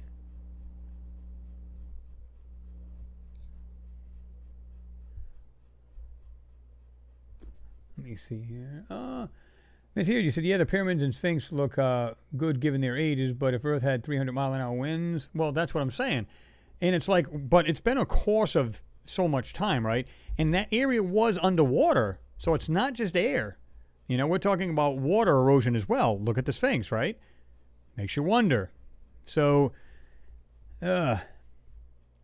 William Johns, you said, not according to Zahi Hawass. Well, the guy's an idiot. Because according to him, and he's been, I don't know about you guys, but every time you hear about Zawi or whatever his name is, he's always talking about how like he doesn't want people to get into the pyramids more and more and really investigate. Like they found caverns underneath the Sphinx, and I mean way underneath now. There's a large room under there. There's so much stuff going on that he just like, oh no, he's in total denial. He won't let anybody into it. But I think they've gotten rid of him. And they got somebody else in their place, right?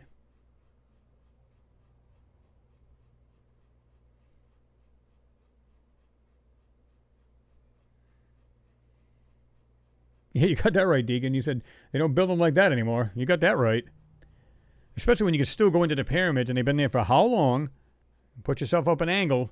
Boom. Perfect 90 degree. I mean, it couldn't get much better. And these blocks would have to settle into the ground after so many thousands of years, and yet they're still bang on. I mean, how does that happen?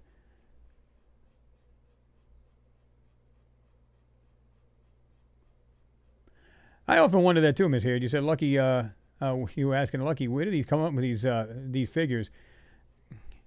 You sometimes wonder if they just pull them out of their rare end, right?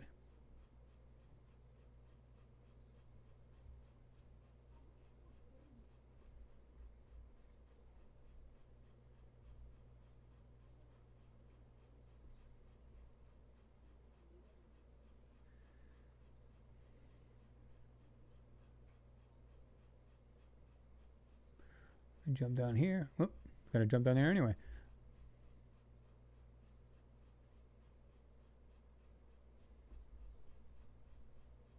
He runs towards now.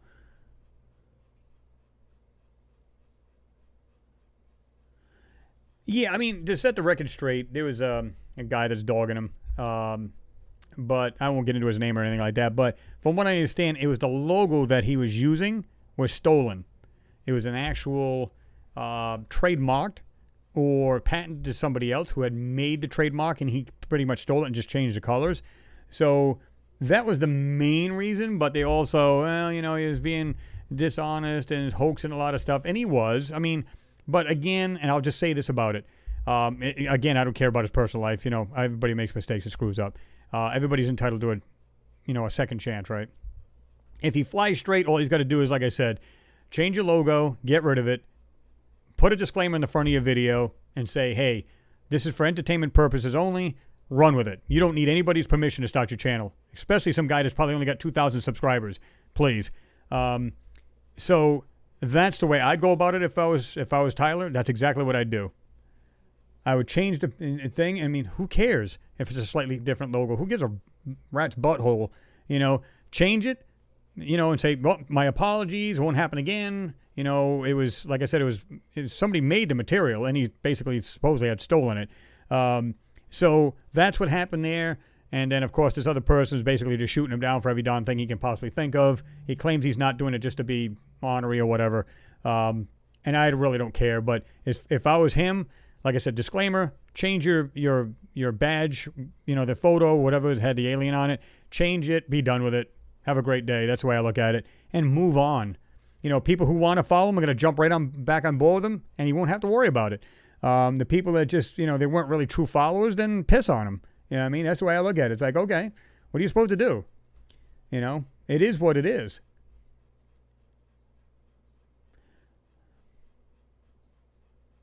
Well, yeah, I mean, you know, they found out who he was. I mean, what he did wrong and so on and so forth. So, yeah, now he's got to pay the piper, and I'm sure he has. But, again, everybody's allowed a second chance, and I think they should just leave him alone and be done with it, right?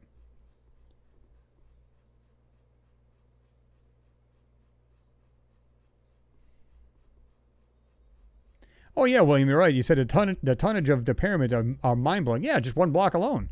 It's just insane that the amount of, you know, these things weigh X amount of tons, right? Renee Vaughn, you said your last moon video, Chris, I thought I saw a train with a dragon head on the front. It also looks like there's two trains that are folded together. Yeah, they have this weird, you could see them like one, and then it looks like something else like behind it, right? And it looks like it's like one's going like this and the other one's extended out further. I don't know what these things are. All we're seeing is the outline of these things are, what they are. It looks like walls or a structure. It almost looked like a bullet train, the front of it. When I saw it, I was like, what is that? And of course, we don't know what the heck it is, right? But it doesn't look like your typical ground, if that sounds even right, because what's typical, right? But it looks more intelligently made than anything. That's what's really weird.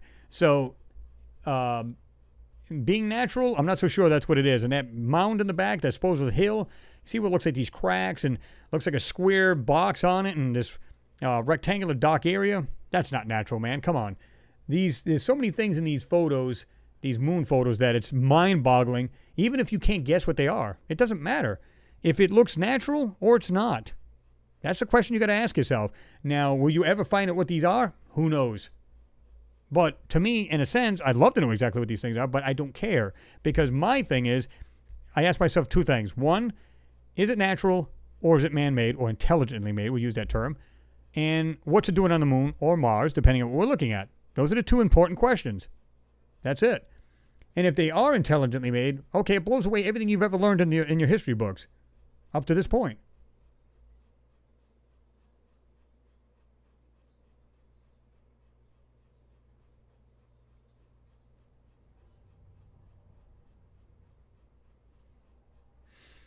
Yeah, Miss Here, you said I read comments about a train being spotted on in Chris's last vid. I can't see it. Well, it just looks like the front of it. You can see like it's a long piece, and then it kind of slopes down like a bullet train would be. That doesn't mean that's what it is, right? It could be a wall to a structure. It could be whatever it is. And there's no way to know. It's just pure speculation because we're guessing. But it doesn't look like the rest of the terrain. And again, why was it so whitewashed to the point where you couldn't see anything? There's a reason for it. They're hiding something. They don't typically do that if there's nothing to be seen.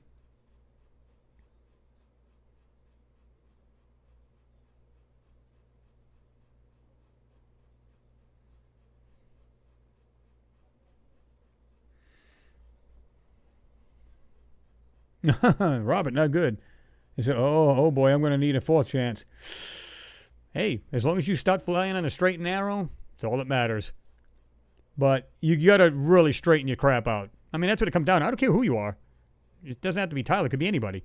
You know, if you've known you messed up, you screwed up royally, come clean, tell the people, say, and he has in a nutshell. He kind of said it, but just say, look, I'm going to just refuse to do stupid stuff again and just fly straight, you know, and then to get back in the saddle and rock and roll. That's all.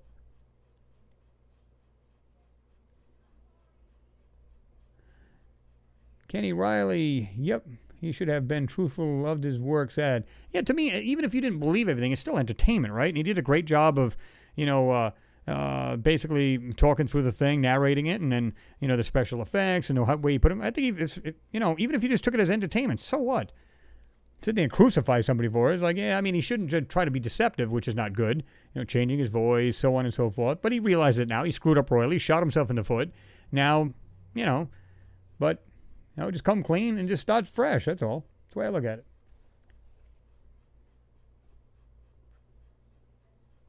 Lionheart Glassworks, she said, I love that there's a whole community that's interested in the same things I am. You know, thank you, Chris. Well, and that's why I love doing this, because it's like-minded people. It's almost like sitting at a giant table or just conversing, right?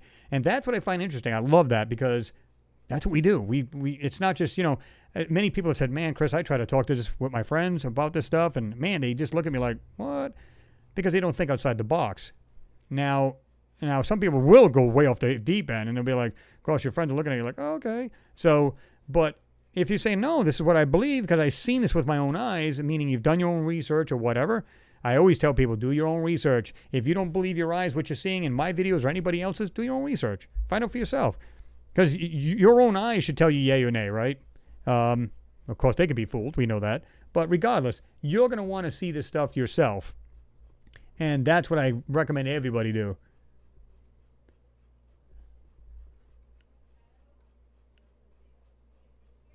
Whoops. James Cragen, appreciate your support, brother, as usual.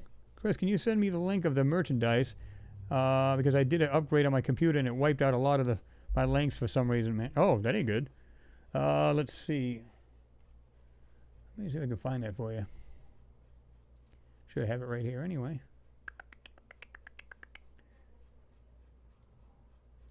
I'll give everybody the link here, and if anybody else is interested in buying something there, you're welcome to it. I look at it this way. If you're going to support the channel, it's great that people do, and you guys have, and big thanks to everybody. And I deeply appreciate that and respect that. But this gives people opportunity to say, hey, listen, you know, now I can let me get rid of this here. Now I have something when I spend the money, I've got something in return. So it depends on how you look at it, though. All right, here's the link here if anybody else is interested. But there you go, James. And again, I appreciate your support, brother.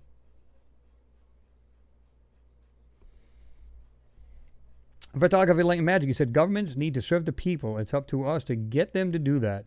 We need to stick together. We need to put across the message. Enough is enough. Totally agree with you. Couldn't agree with you more. Well, I mean, you said cloudy with a chance of UFOs. You said, I'm so glad that I saw UFOs with my own eyes then. Absolutely.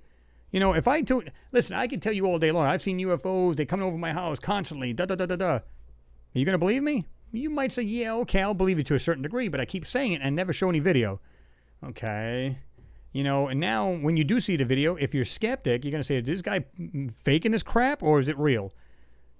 You got to determine it. You just don't automatically swallow the pill, right? So it's like I tell everybody, do your own homework. If you're skeptical about anything, my videos, anybody else's, do that. Check it out for yourself. It's the only way to do it.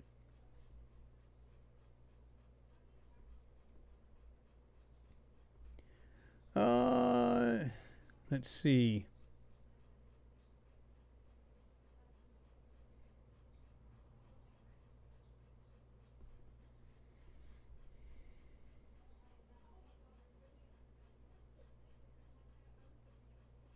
This thing, I hate when this thing does this. Literally jumped up. Well, there she is. Sorry, my Wi-Fi wasn't loading the stream. Hello, Chris. I hope you're well. I hope you're doing well as well. We thought you were over in Cydonia region of Mars, kicking and getting a sunburn. So, man, she better be careful. But good to see you in there. We were all thinking about you.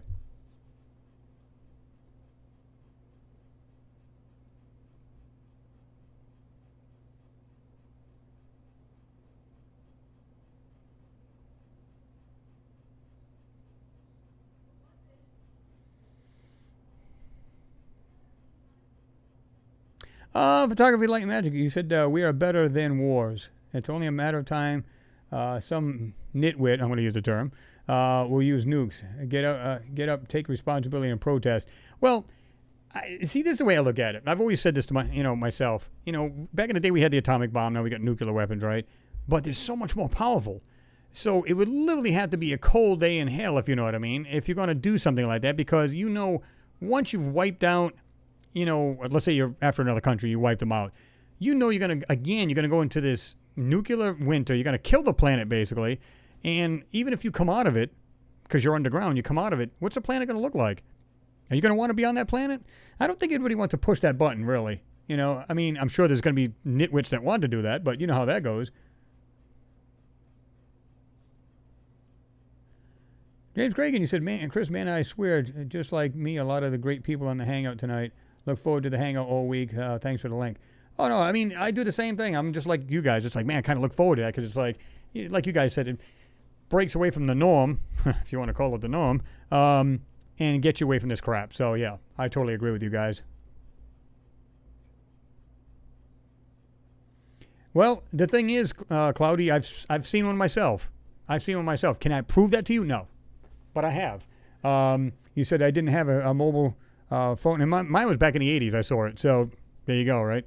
Now, we did have cameras, but not everybody was carrying around a camera back in the day. Now it's so easy to do that with a phone, right? Scouse Bill, he said, question, Chris, did you see the video huge planetary object above the moon recently? Yeah, I talked about that at the beginning of the chat, what your thoughts, if so. Now, somebody said it's an object, and then somebody said, no, they found out it was an actual moon quake. And I'm going, what kind of quake would cause something like that? And if you notice that video, and I don't have it on hand, but you can look it up, like you said, it's put like it says object near the moon or whatever. And the guy pans out, he pans back in, and when he gets right into this thing, it looks like it's kind of like, comes up and it's spiraling, almost like something hit the moon, and then it just kicked up all this dust, and it kind of went up and started coming back down. So, I don't know. I'm not sure what to make of it, but they're like, no, they said it was a moonquake. It's officially a moonquake. Okay. That must have been one hell of a moonquake.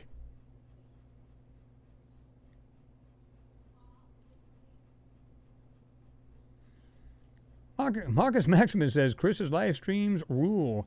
Well, actually, you guys rule. You guys want to make up the live stream, right? Yeah. Marcus, moonquake. If anybody hasn't hit that thumbs up button, please do so. Just slam it down. Boom, real quick.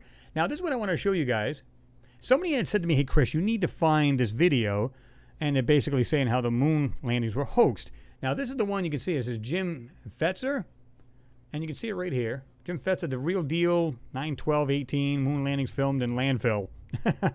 With Scott Henderson. And I'm looking at this, and I can't help but to laugh because they're showing this. This is what I got up to, and I just was like, I can't. I can't watch it anymore. I'll make this full screen so you guys can see this a little bit better. They were talking about this one right here on the right-hand side, right? And they're saying that why isn't there, like, buggy, wheel marks basically on the right-hand side of this lander? Now, don't get me wrong. That's a great question and a great observation. However, if these guys knew and actually done some homework and found out that they are manipulating these photos, this is the reason why you're not seeing the tire marks. There's a reason for it, because whatever was there next to this lander is being blocked out. So clearly you're not going to see the marks. And if they knew this to begin with, then all of these questions that they're raising would be totally nil. It'd be null and void, so to speak, because they're talking about how when the fender had come off or something come off, and it was every time they drove, it was kicking the stuff up onto the astronaut. So they put some of these plans and blueprints that they had, and they kind of clipped it to the fender to stop it from kicking up over onto the actual astronaut. But they're trying to like pull this thing apart. How'd they do this? How'd they do that? It's like, do you understand that these photos have been completely manipulated and obfuscated and whatever else they want to do to these? This is the reason why you don't see some things in these photos. But, again, if these people would just find out and do their homework, they wouldn't be making these silly observations. Now, it was a great observation when he said about the wheel marks. But if you already knew that these photos were being censored in some way, that wouldn't be a question. They wouldn't be questioning it.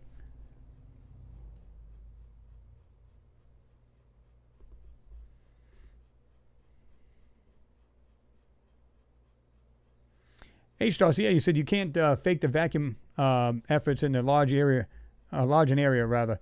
It would be like 900 aircraft carriers on top of a building. I've seen the math. Oh yeah, again, some people said it'd be a whole lot harder to fake it than there is to just actually go there, right? It just makes more sense.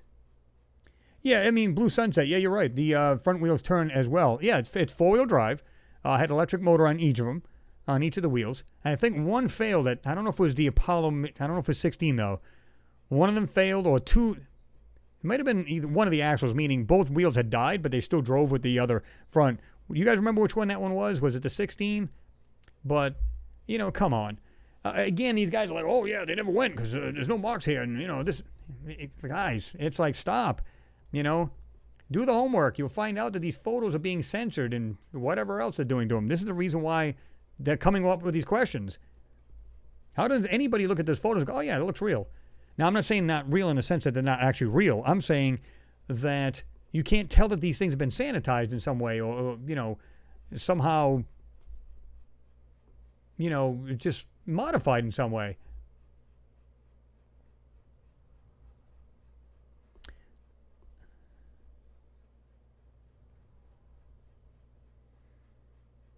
Last week you said satellites are steered or have their decay reduced by gas bursts. Exactly. It just puts them back in their orbit, right? The moon is our oldest satellite, which is moving about an inch away every year. So, yeah, fun. Well, this thing just jumped down to the bottom here. So if I missed anybody's question or comments, just go ahead and do them again.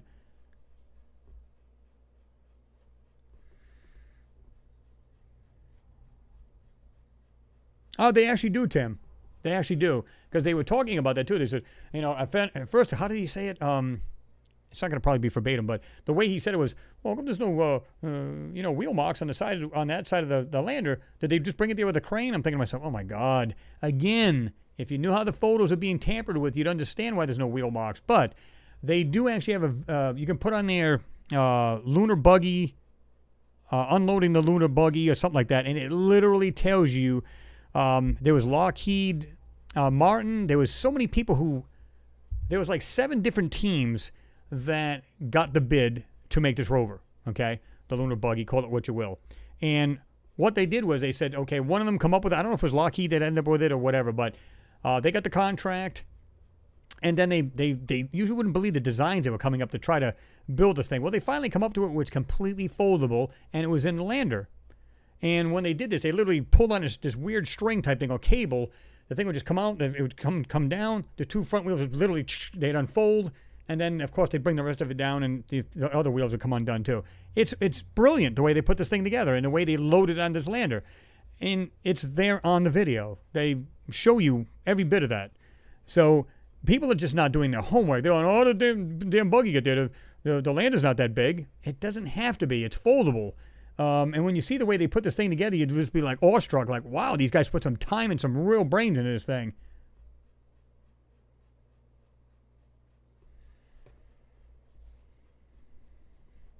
But yeah, so somebody told me to watch that, and I forget who their name was. I thought it was kind of amusing, right? Also, you got right here, Elon Musk says he plans to send 1 million people to Mars by 2050 by launching 3 Starship rockets every day and creating a lot of jobs on the red planet. Now, if anybody has the drive to do this, it's him. Now, will things go exactly as planned? Nothing always does. We know that, right? In a series of tweets on Thursday, Elon Musk revealed new details. I don't know why this thing keeps wanting to talk to me, but anyway. About his plan to build a city of 1 million people on Mars by 2050. Mars said he hoped to build 1,000 starships. The towering and ostensibly fully reusable spaceship that SpaceX is developing in South Texas over 10 years. That's 100 starships per year. Now, the way he built this one they've got, I think it's this one here, he's already got one together. Now, the way he put this thing together, they're not super expensive, and they'll do the job, right? It says not enough to convince you to leave Earth behind. There's a lot of jobs on Mars, he added, and of course there will be, because there's going to be so much to do, building, whether food, whatever it may be, whether it be the farming or whatever it may be. There's going to be a ton of jobs there. I, for one, love to go. I would be all over that.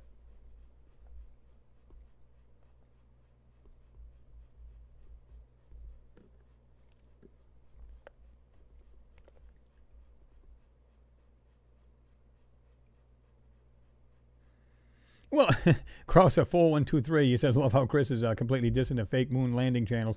Brilliant. Well, it's not about that. To me, I just go, I understand that they have great questions. They got great observations. But if they would just look at the photos themselves, first off, and really study them, then none of them questions would have been even raised. Because we've looked at these photos ourselves, and I've said this myself. I said, like in the last moon video, which I put up there probably about 4 hours ago now, when you look at that video, I say it right there. You can see rocks. Good detail. Looks great. As soon as you go off to the back, completely whited out, mushed out, drawn over. You name it, it's been done. It's been sanitized in a certain way. And it's so if you understand that, then you know this is the reason why you're not going to see wheel marks, right? Just common sense would tell you that. So I think they need to just analyze the photos first before they start jumping to those conclusions. That's all. I think they had great observations, but again, you got to look at the source of the photos and see if it's been tampered with first, and then you ask yourself why. And once you find out what's in the photos, then it all comes clear. That's all.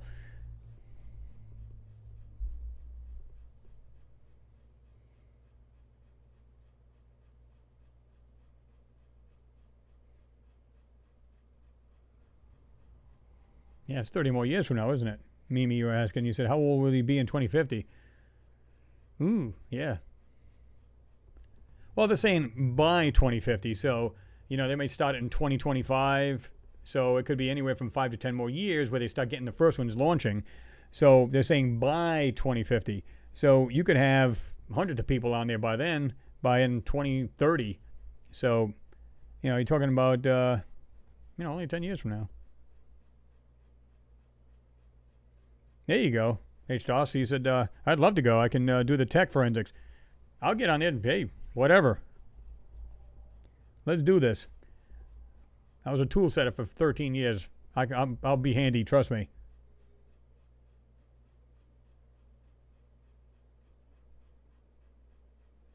There you go, Justy. I'll crawl in my frickin' freezer and put a note on defrost in 2048. That would be pretty interesting. That's pretty good. Well, William, yeah, I mean, I agree with you. You said cost cutting makes me wary in space travel. But on the other side of the token, if they're so efficient at it and they can build good, I mean, the way he talked is like the steel is very, very hard steel, but yet really lightweight, kind of like an aluminum, right? Well, aluminium, like a lot of you guys in Europe say. To me, it just makes sense if you can make it on the cheap but super strong, then it makes sense. And it's reusable. That's what makes all the difference and saves a ton of money. Just that alone.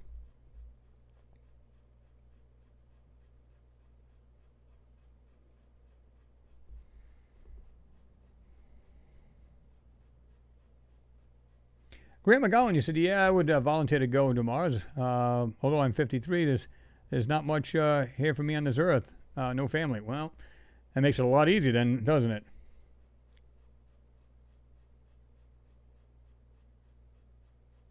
Exactly, Marcus. You said, got to be handy for spacefaring. Oh, yeah.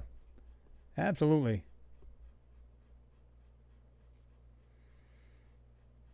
James Gragan, you said, Chris, man, as you have said a million times before, NASA did not stop going up there. I agree big time. I don't think they've ever stopped going to the moon. And they might have already had the jump, and they're already on Mars. How do we know?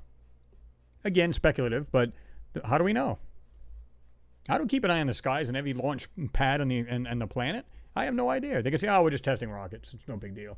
We figured we'd do it like real late at night, so, whatever. I mean, we don't know.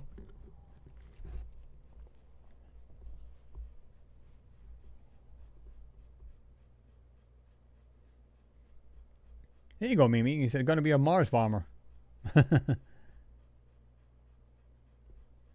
Hanson Krause, you said, I agree. I think people are on Mars, too. Could very well be.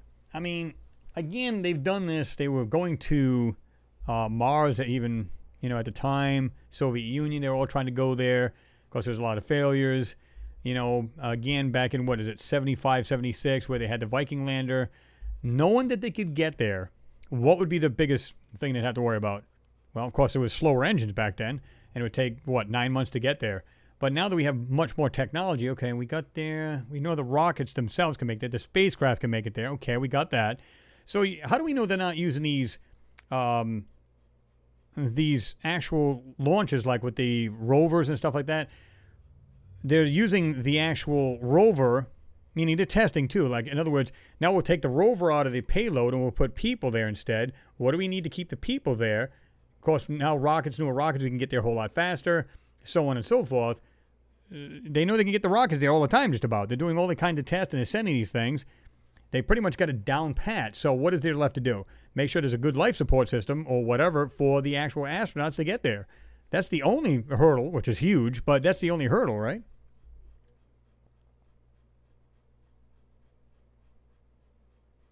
It makes you wonder, Renee, doesn't it? He said Buzz Aldrin was on Mars.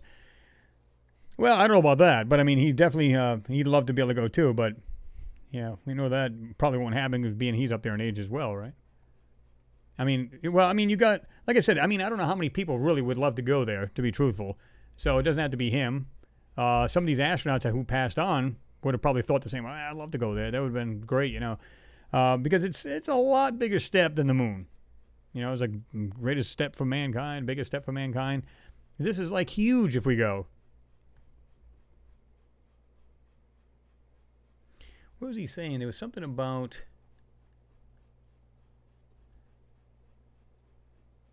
There was something he said here.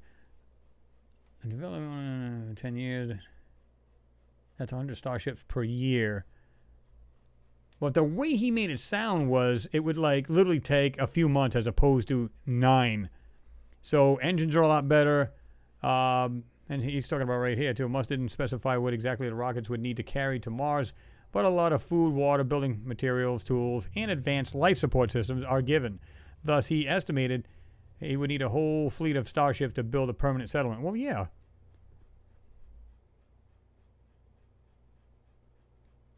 I'm trying to remember where he showed this. Oh, right here. Musk also suggested he planned to capitalize on the brief windows of time that orbits the Earth and Mars align, which come about every 25 months, which is true. It's just over 2 years, where it actually they're closest. This is the reason why it's every 2 years they make a trip to Mars if they have to, right?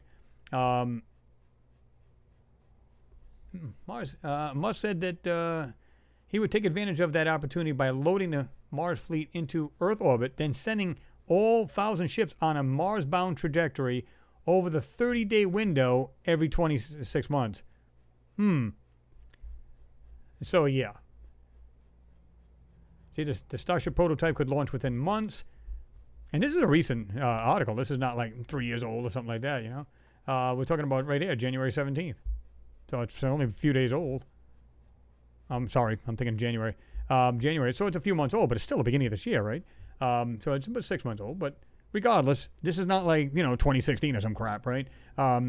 So the point is, if he can do this, which I don't see why he couldn't, I think he'd absolutely be able to do that. I got a kick out of this. I was looking at space.com here, the latest space news, and it says, looking at an alien sky, New Horizons probe sees shifted star positions. I thought this was interesting because are the stars shifting, or is there something else out in space? The reason why I say that is because I'm looking at these. I don't know if you guys can see this well, but I'm going to go ahead and bring this up a little further. Right here, you've got 1, 2. I don't know if you guys can see the cursor that well because I know it's smaller on this screen for some darn reason. But I'm on the left photo of this. There's 1, 2, 3, and then 4. And then there's a 5th star that's brighter here. They are their same alignment. 1, 2, 3, 4, 5 here. So right one, showing right here in the middle, almost in the middle of their photos. 1, 2, 3, 4, 5, and the left one. But the ones above it, check these out. 1, 2, 1, 2, and then there's one smaller. And the larger one has moved away from the smaller one. Wait a minute, why is almost every other star in the same spot, but those are not? Are they truly stars? Makes you wonder. Yes, there's ice on the moon, but it's not the first lunar source we'll use. Virtual reality will be a big part of Boeing Starliner astronaut training. Well, yeah. Best way to do it, right? Without actually being there.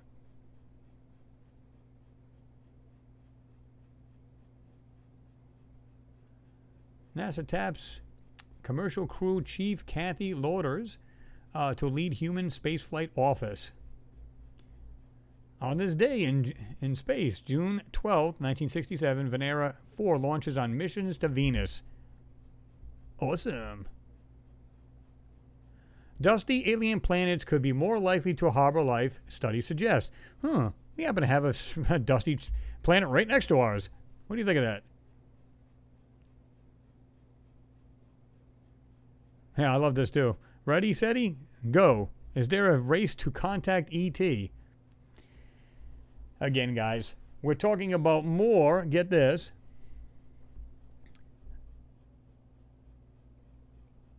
Let me see what you guys are saying here.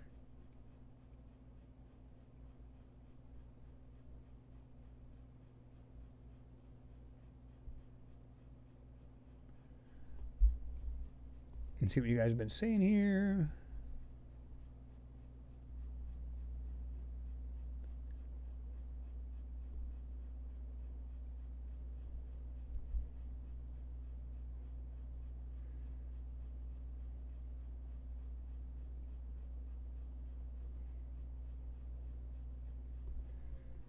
Renee Vaughn, you said, yes, but Chris, imagine he was first on the moon. Suppose he found an old ship there that went to Mars or nearby. He knew a lot about Phobos. Well, that's true. That's true. Like I said, I know these guys, listen, and we've said this a million times, I guarantee these guys seen something on that moon that totally freaked them out. Just some of the things I'm seeing on this moon, I'm seeing it myself, and I'm just going, man, I can't even imagine what these things look like the real deal, meaning uncensored, unmolested photos. I can only imagine what these things look like. And I just can't imagine how these guys, how their brains would have wrapped around it.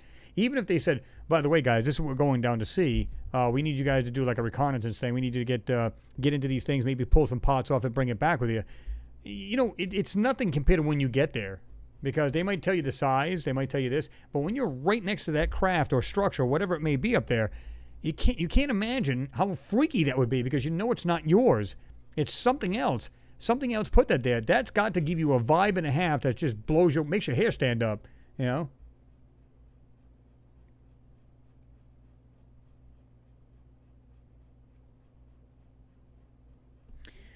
Robert Orr said, good night, Chris. Signing off. Need to monitor Danish Airways. Real icky radio coverage informing to get rid of a corpse with the use of 20 hogs pigs. Takes 1 hour using zoos as killing units. Ooh, that ain't good. Anyway, if you're taking off, Robert, good to see you, and thanks for stopping in. Have yourself a good night there, right? And a good weekend.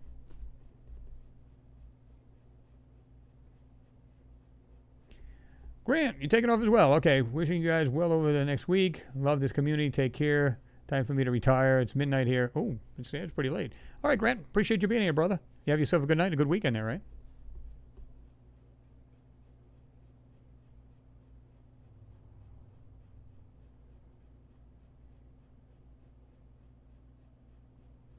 Robert, good one.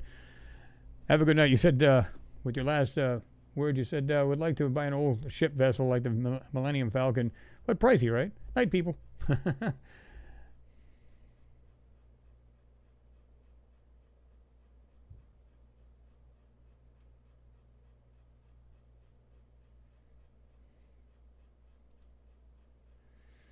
James, you said, definitely, Chris, man, Jesus, look at what we are seeing. Imagine standing next to it on the moon. I say they got spooked up there, man. Oh, yeah. Just from their reactions when they came back. It's like, you know, total brain, you know what I'm saying, all right? These guys just totally, wow, just overwhelmed. So much information, so much to see. And again, if I was standing next to it, even if they showed me pictures of it from the satellite, right? And they said, oh, by the way, this is what you're going to be looking at. I'd be going, oh, my God, how big is this thing? Get all the answers from them. Okay, I know what I'm seeing. But to get down there on ground level and look at this thing going, it's not ours. That's got to be the freakiest feeling in the world. And that's why these guys came back and they were a little off the deep end.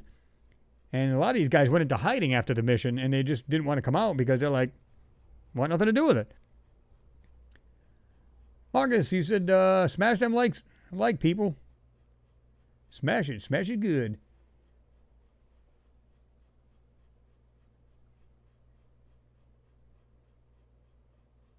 Yes, I have, David Clark. You said, did you ever hear about Walter Cronkite? In fact, I seen that same video, commenting on seeing a square building about on Apollo 17. The feed was cut and that broadcast is gone.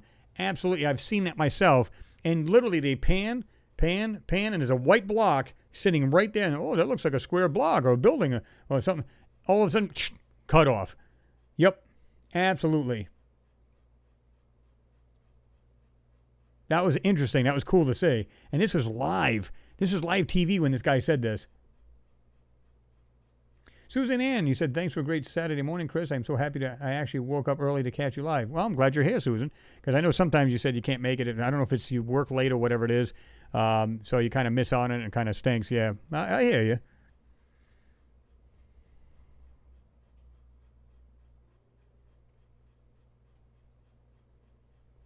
Blue Sunset, you said Trump's Space Force may be a way to keep the moon excursions classified.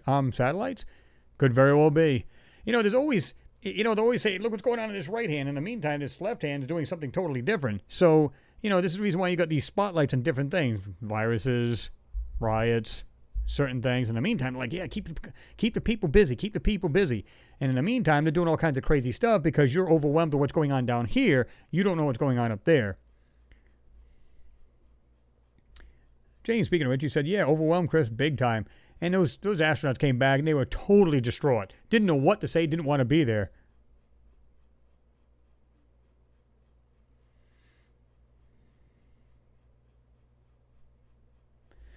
That's a great question, Mimi. You said, Chris, what are the 3 things you would take with you to Mars? Interesting. I don't know. First thing would probably be a camera. Now, provided everything's, given to you, meaning food, shelter, stuff like that. That's a great question. At least a camera. I don't know. That's a great question. What would you guys bring? Ken Ington, what's going on? He said, keep up the good work, Chris. I appreciate you, Ken. Good to see you in there. Josh D said, yeah, the Cronkite files, it does not get enough attention. It should be talked about and investigated. Maybe something for Dolan.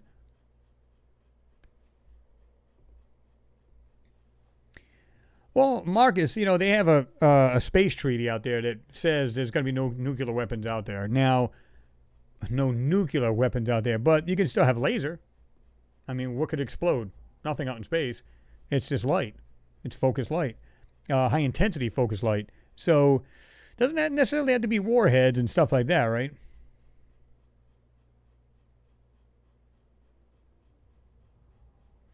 Susan Ann, you said, yeah, time difference, very busy too, health issues, but love the community. Well, I hope everything goes good for you health-wise. We don't like to see anybody, sick and stuff like that. So, just keep an eye on yourself. Number one, of course. But, yeah, everybody loves everybody here. We all love you too. I mean, that's the way it is. God, I hate it when this thing does this.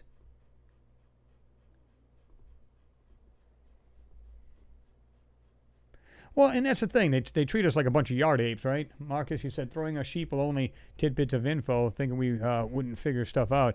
Well, they're hoping you wouldn't.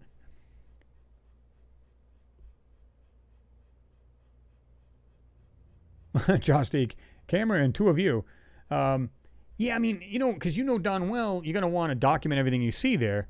And if they say, yeah, you're free to roam whatever the hell you want to, and it's almost like looking at ancient civilizations here. But can you imagine just the stuff that's there? Because I don't believe everything's wrecked there either. I believe there's probably a lot of things standing. Kind of like if you've seen wars in other countries here, right? Whether in the past or, later, even typically today. There's a lot of war zones that are typically completely devastated. I mean, there's nothing standing but rubble.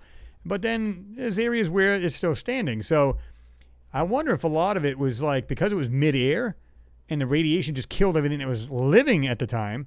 And the structures are still standing. There's only a little bit blown to pieces here and there, depending on if it's closest to the explosions. It makes you wonder. I don't know.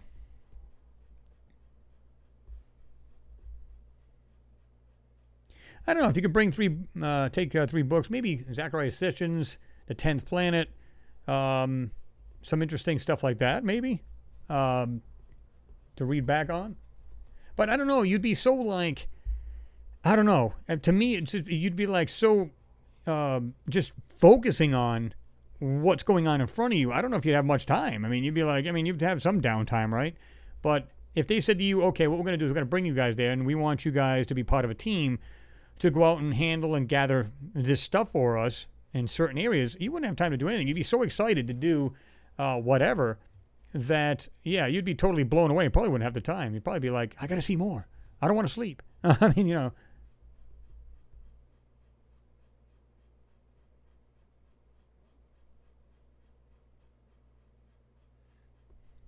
James says I'd be on the moon big time. There you go. You know, I had thought about that too. Photography Light Magic. You said I would take a gun in case some of the wildlife there want to eat me. Oh, that's true. Wouldn't that be a trip though if they actually went up there? This would be funky as hell. If you went up there and there's a lot of similarities to maybe things crawling around on the ground that we have here, then you go, okay, so maybe the theory of panspermia is pretty darn close, or pretty good theory, right? So. And if not, yeah, I'd be worried about the indigenous wildlife wanting to take a chunk out of me too, right?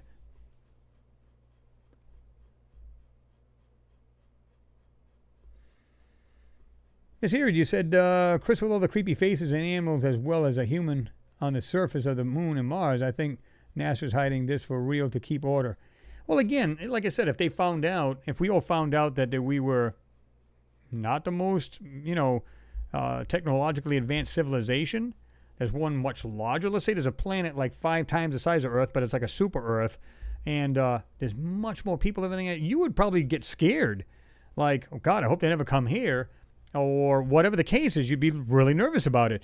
And you'd say, well, I guess our government couldn't protect us if that ever happened. So what happens? You don't have much faith in your government anymore, and you would probably fight against it. And that's what they don't want. They want, people to just do what they're told, like a bunch of robots, get the job done, shut up, go home, eat your bonbons, sit home and watch your sitcoms and repeat the next day. And that's what they want. No critically thinking people here. And that's, to me, that doesn't fly. Phil, weed, a bong, and a lighter.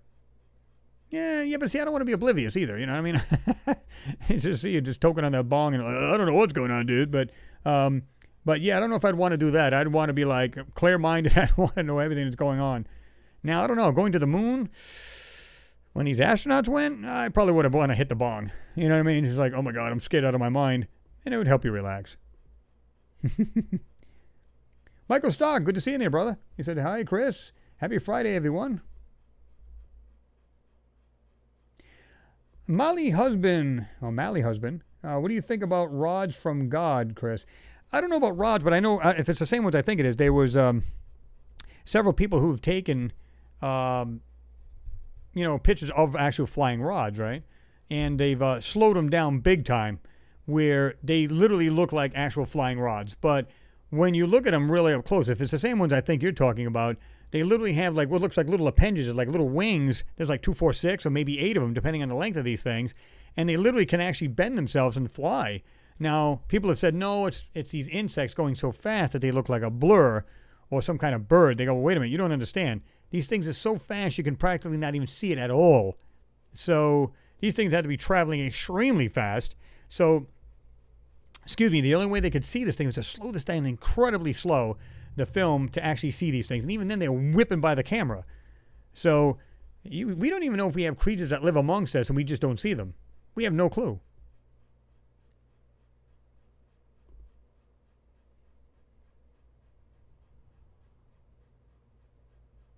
Supreme Ruler. Haha, first a bong in space.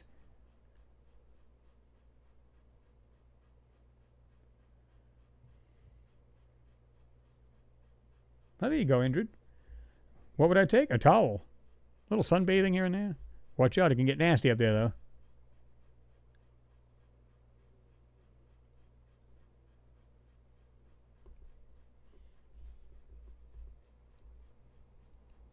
I might have to charge this watch up a little bit.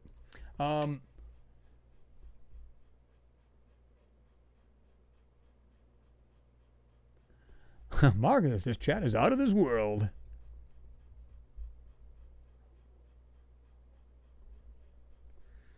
Okay, let's see what else we got here. This is, again, guys, we keep hearing this cropping up. Again, another mysterious deep radio burst is sending signals to Earth every 157 days, study finds. Now, I don't know about you guys, but I have a hard time thinking that's natural. What can actually repeat itself every 157 days? To me, that's mind-boggling. I don't care if it's 16 days like we were hearing about the other one. Astronomers announced this weekend that they had detected a mysterious fast radio burst, or the FRB, coming from a dwarf galaxy 3 billion light years away. The burst, known as FRB, appears to be transmitting signals that reach Earth in a repeating 157-day pattern, the group said. The discovery marks just the second time ever that scientists have identified an FRB that repeats in a pattern. See, this is, and it's going on to say the same thing. In February, scientists revealed that an object 500 million light years away appeared to be transmitting signals every 16 days. Come on, guys. Is this natural? What makes something constantly do that? FRBs are bursts of radio waves in space that are just a millisecond. Some have been traced back to their home galaxies, but astronomers have yet to figure out what causes them. Well, come on. Like I said, I think what did I use the term last time? Galactic newspaper. We don't know if it's like, it's a flash. And somebody with a receiver that can decode light signals, there's probably terabytes upon terabytes upon terabytes of information being blown through the galaxy all at once.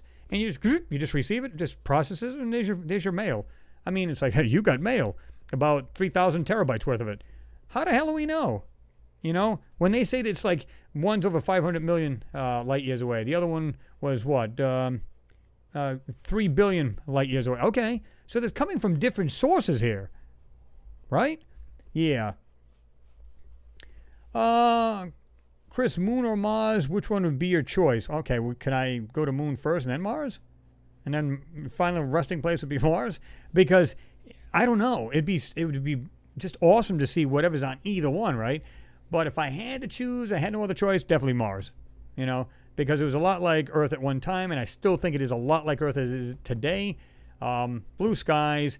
You can almost bet 100% that there's, there's plants, organic life, insects, all kinds of stuff on that planet.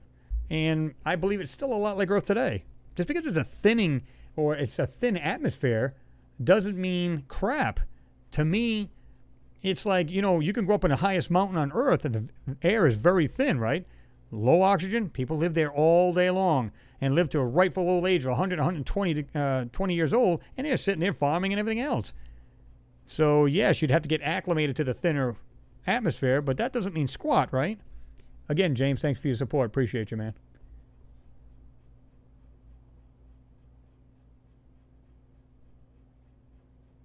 Lucky Mo, yeah, they're probably furiously working on decoding these FRBs right now. Well, the other thing is, too, like I said, when we talked about I think it was last Hangout, we talked about how they had that, was it 1997, where they had that distress call. Now, if that itself is real, that's insane.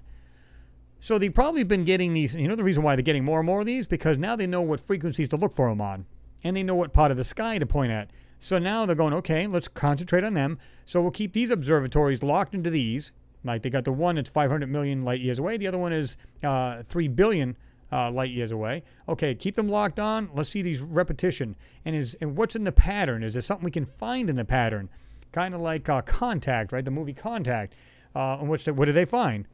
It was like a transportation device, which can basically, dimensionally travel or go through, basically like wormholes and stuff. So that would be the first thing. Like you said, they'd be trying to pull us apart, trying to find out what these signals represent. There could be like tons of information in this one flash of light. We got all kinds of information that travels through light. Like I said, just look at your high-speed internet. Fiber optics. How much information? It's not just light you can pass through fiber optic. You can pass information. So who's to say, like I said, it's not a galactic newspaper, or they're communicating with like split light, and that's it. And they're just sending information back from different planets and different areas. And obviously, if you're close, it's kind of like a CB signal.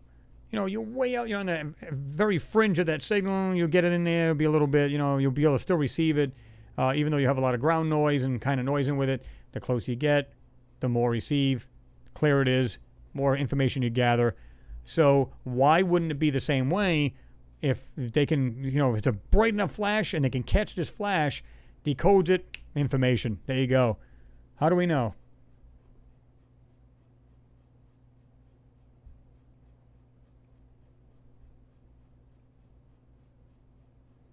Miss Here, thank you for your support.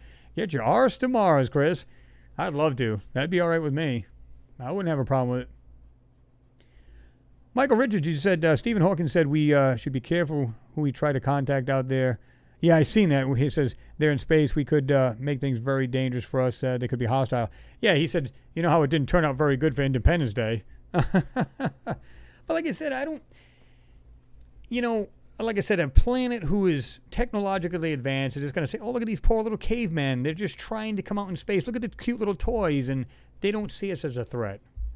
And, people say, well, maybe they want to take over our planet. Well, how do we know the planet they live on, which is, like, obviously suited for them, they come here, it's totally, toxic to them. The gases would kill them in a New York second. How do we know? So just because they say, oh, yeah, but this planet's so beautiful and everything, they'd probably want it for them. For us, it's perfect because we evolved into it. We actually adapted. That doesn't mean they can come from their planet onto ours and live. Kind of like War of the Worlds, right?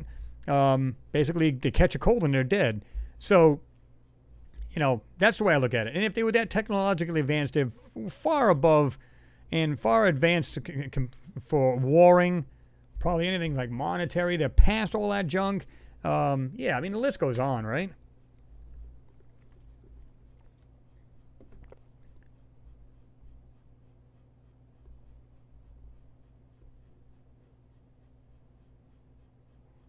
Photography, light, magic. The thin atmosphere would only be a problem if you imploded and your eyeballs popped out. That would be a bad day. Yeah, that would throw a wrench into any day, wouldn't it?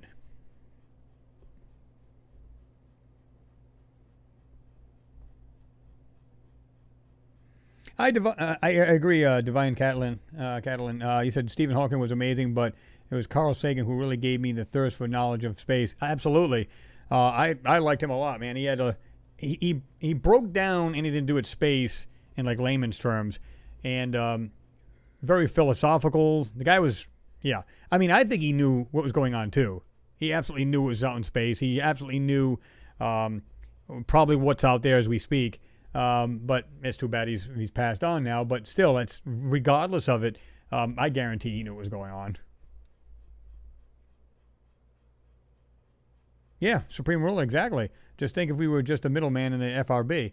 Now, exactly, if you are receiving it, and you had the receiver to decode it and everything else, what kind of information? Can you imagine actually decoding that one day and going, oh my God, look at this. They're talking about whatever on their planets and all kinds of planets in their solar system and this and that, and they're going back and forth. They're talking to each other. That would be insane.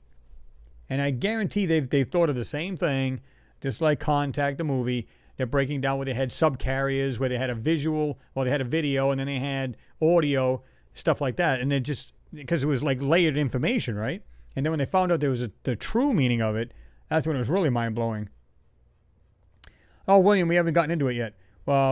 If everybody wants to do the pan, it's up to you guys. I was going to go over the one that we had done in the last Mars video because you guys have seen the face, which I did not see, admittingly. Until I went back and looked at it. I said, I'll be darned. Look at this crap. Which is awesome. I'm glad you guys seen it.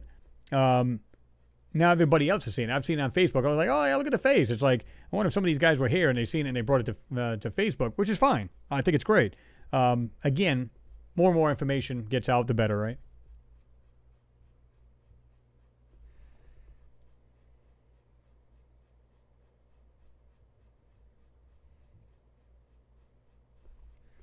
Michael Stockey said, I'm 100% convinced that our moon has intelligently built structures, cities, and it is inhabited by humans and or ETs.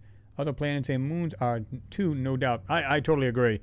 I don't think there's any planet that hasn't been touched in this solar system of our own, never mind EXO, right?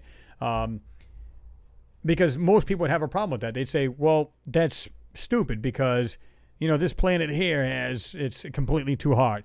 This planet here it's more of a gaseous planet. This planet here. Listen, if it has ground, meaning soil, it has ground, then you can live underground. It doesn't matter what the surface is. That's what people don't get. They automatically assume, oh, there's no way they can live on it. It's too hot, it's too cold, it's too this, it's too that. That doesn't mean anything. You can have some kind of power source that can literally heat the inside of a planet, or the area that they live inside the planet. It doesn't. It's like yourself. You can live in any part on Earth, any. I don't care where it is. I don't care if it's a frozen tundra. I don't care if it's as long as you can get supplies in there, you can live underground. And as long as you live underground, you're not going to freeze to death. The winds can blow over you. It can get down to sub-zero, whatever it is. As long as you can get food and fuel to keep yourself warm, it wouldn't take much. Just bury yourself about 30 to 50 feet in the ground. You're going to stay at a constant. So, yeah, I mean, I don't believe that when people say that. Oh, no, there's no way. Come on now. Phil Cox, you said, Chris, have you heard of the Centilli telescope that uses a concave lens instead of a convex one in the creatures it captured that are invisible to the naked eye called invisible terrestrial entities? I don't think I've seen that. That's interesting. I have to check that out. Not yet, Marcus. He said, hey, Chris, no NASA thumb down tonight. Oh, you can always, I don't think it's NASA's or anything. You just get those haters every now and then. That's fine. It's not hurting the channel any. It doesn't bother me in the least bit. Yeah, H-Sauce, I agree. Dr. Sagan was my inspiration. And, of course, Marcus is saying, Carl.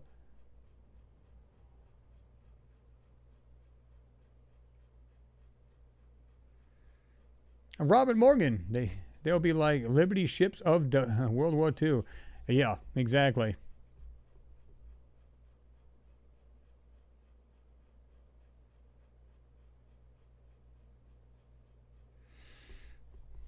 I am Merkin. What's going on? Good to see you in there, man. It's been a while. He said, hi, Chris. Great stream. Just got out of work. Glad to catch you. Awesome. Glad you jumped in, man. Alan Pope's in there, too. Don't have to worry about angry aliens. Got enough dingbats coming out of the woodwork here. You got that right.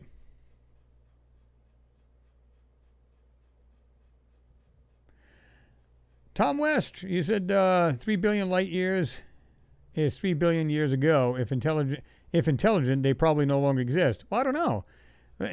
Generation after generation after generation after generation. And if they only get smarter, think about this a minute. Gotten a lot more technologically advanced. Maybe they've hurdled things that would kill them naturally. Who knows? If you're that much advanced, you could be like, you could be symbiotic with a robot, so to speak. You don't know. I mean, we make the assumption that, I wonder what they were like. I've often wondered that when I was younger. I'm saying, I wonder if these other beings, if they're just like us, how would they would live? Well, wait a minute. Why do I automatically assume they're like us? It could be, and as silly as this may sound, I don't know if you guys remember that movie. It was, what was it? The name of Batteries Not Included. It was like the little tiny spaceships, and they were literally like, those were the aliens. There wasn't aliens inside. They literally had like little eyes. It was a goofy little movie. It was cute.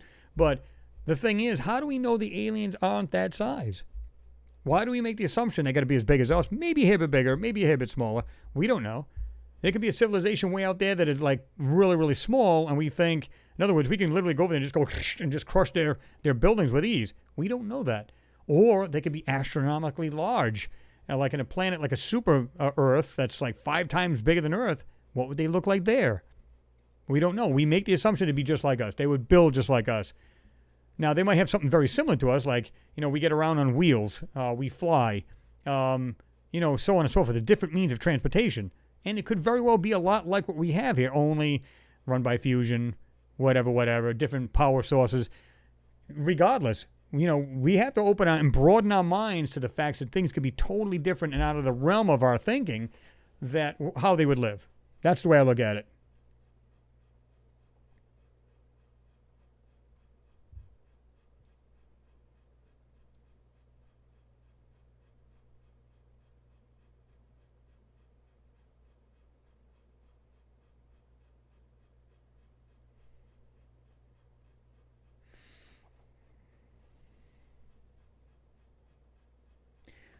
It's here. You said, Chris and all, if Elon can get Mars inhabited by many people, they better hope their supplies from Earth aren't interrupted. Oh, yeah, that would be bad. That would be real bad.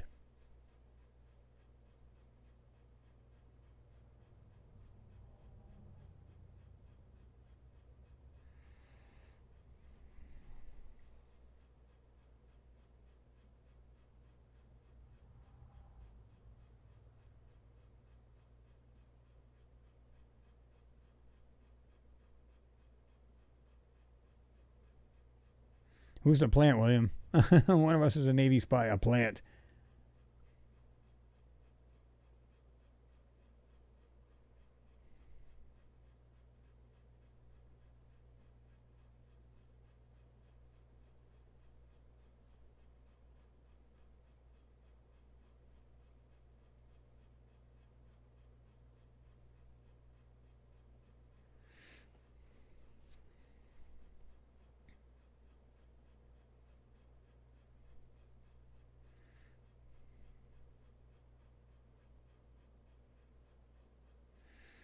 Susan, you said, gotta go, beautiful people. Thank you, Chris, for everything. Love and laughter to you all. Well, same back at you, Susan. I hope everything's good for you, and, take care of yourself. You got to take care of number one, right?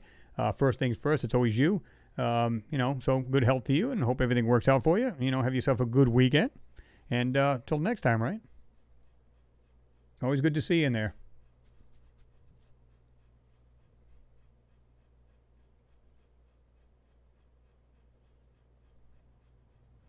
Well, yeah, I am Merkin. You said, funny how they never talk about the methane on Mars anymore that comes from the underground.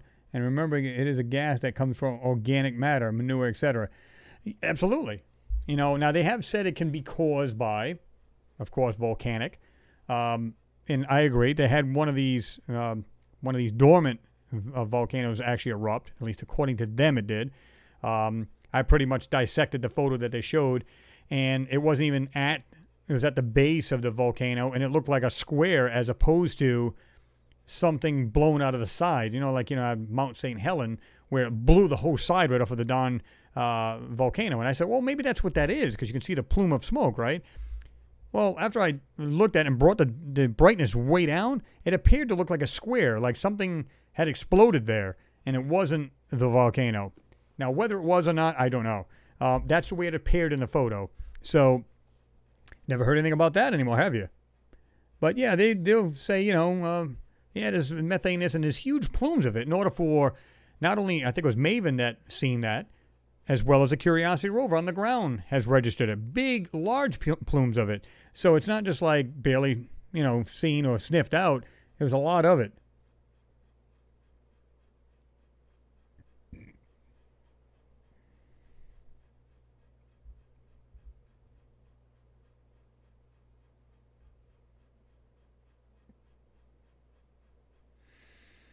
Michael, he said, you could find a planet where all of the occupants look like Donald Trump. That wouldn't be good, would it? Oh my God, they're after us. Oh. Yeah, don't light a smoke on Mars. Yeah, that probably wouldn't be a wise decision.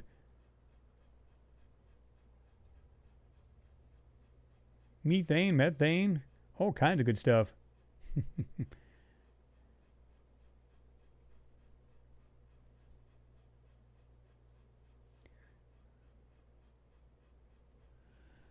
I'll have to check into that, Mr. Gossamer. You said, Chris, you have to read Kim Stanley Robinson's Mars Trilogy series of books. Totally brilliant. Have to look into that. William said, maybe an old reactor blew up. It was weird. I mean, like I said, once you broke down all of the brightest area of that main, where supposedly that smoke was coming from, you brought it way down, it looked like a square. I'm like, okay, what is that? Yeah, they let it all rip at the same time, Merkin. It's like, boof.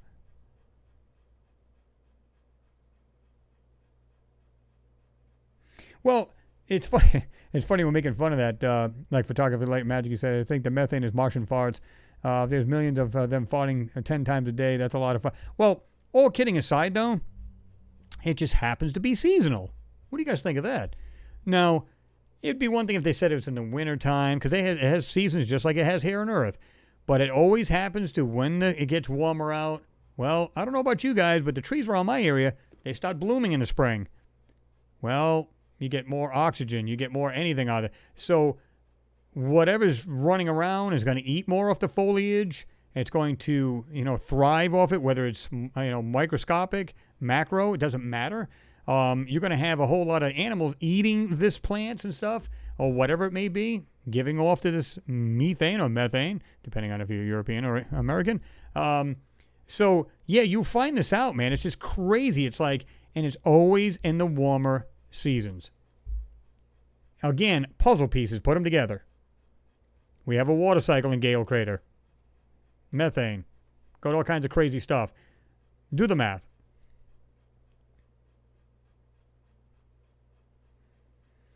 Marcus, he said, if there's an anomaly, Chris will find it. Darn right, I'll try to. There's one in the photo, I'll find it. Well, yeah, Miss Here, you said when I think methane, I think dung and other organic matter. It's the first thing that comes to my mind is organics. It's the first thing that comes to my mind. And if that's true, there you go, right?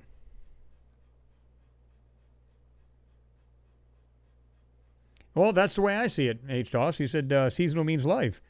And James, he said good theory. Well, and to me, it like if it was weird, man, like it was like in the middle of nowhere, like it was up near the poles and somehow this methane was being given off. And you go, okay, maybe the ground's opening up and something, maybe some kind of volcanic thing going on. But it just so happens to be seasonal and they get plumes of it.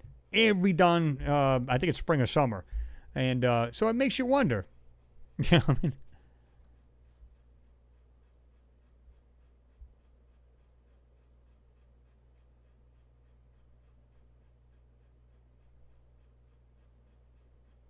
Pretty much.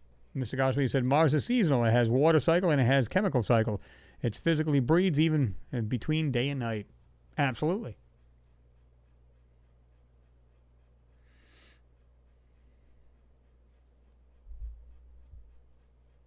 MG Toe, good to see you in there, man. I didn't even see you sneak in there. You said the air around the world has become clean since the plague hit. You're seeing better crops, trees, and healthy everything, including people. Makes you wonder, was that really the big picture? And, of course, if you go by the twisted mind thinking like Dick Cheney, and he fits his first name, it makes you wonder. He's saying, I want to drop the population by 80%. It was like 70 to 80%. Now, as crazy as that may sound, and I've said this to people, I've asked my friends this, what would happen if nobody died and it was only because of old age, not because of some kind of disease, whether it be AIDS, cancer, whatever it may be, right? Nobody died of anything. It was just because your body simply broke down. You lived to a rightful old age of about 100 and 120 years old. So in other words, a healthy guy and a woman could have children at 60, 70 years old with no problem every day. Okay. What do you think the population would be like then? Now I want you to picture the resources on this earth. What would that look like then? So in a weird, twisted way, he's right. The overpopulation is going to kill this planet. And I forget who that other person said. They said once, a planet or civilization will reach the point where it can do nothing more than implode on itself and destroy itself because it has no other way around it. You just eat up every resource and you just collapse as a civilization. Whether you war with each other and kill the whole planet off or whatever it may be is really, who knows, right? It's hard to determine that. But to me, it just makes more sense, that, what's going on. Well, exactly, MG Toe. You said plants take in CO2 and give off O2. And that's the whole key.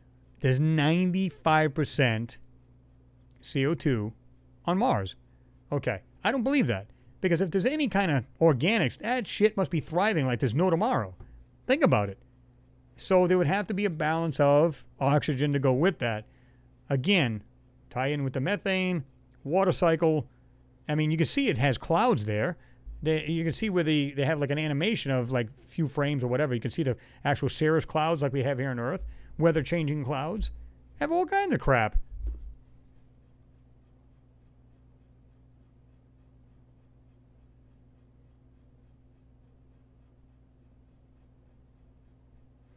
Mike Knapp, he said, yeah, it would be pretty full here on Earth. Oh, yeah. So as much as he's twisted, Dick Cheney, he makes a great point, but the way to go about it. Now, think about this a minute. Okay, we got this virus going around.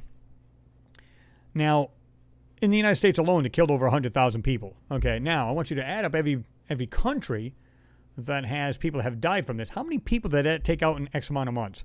Now, it's probably going back to like December of last year. That's the reason why they call it COVID-19. It was like, I heard it was like August of last year. So let's call it 6-8 months. It doesn't really matter. How many people did it kill off? So you killed off X amount of population. You've reset the ozone layer over the Antarctic. You've reset the air quality. So there's a bigger picture to this, because what's the best way to keep people indoors? To reset the planet. Scare the hell out of them. Keep them indoors. So it's not really a pandemic that you should be worried about, especially if you're elderly. But is there a bigger motive behind this? I believe there was. And that's the motive.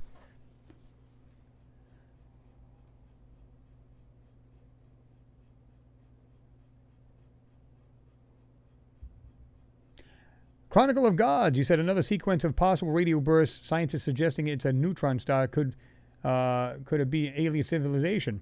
Well, that's what they're toying around with. They're saying, they don't want to just come out and say, yeah, absolutely, that's what it is. They don't want to do that. Again, they're like, because then people, you open up a whole, bag of worms, so to speak, a whole can of worms. The second you do that, people are going to be inquisitive. Now we want to know a whole crap load, right? And I don't know if they'd have enough information to give that off. Give that kind of information, because they don't have enough information to give to you. Other than, yeah, there's a civilization out there.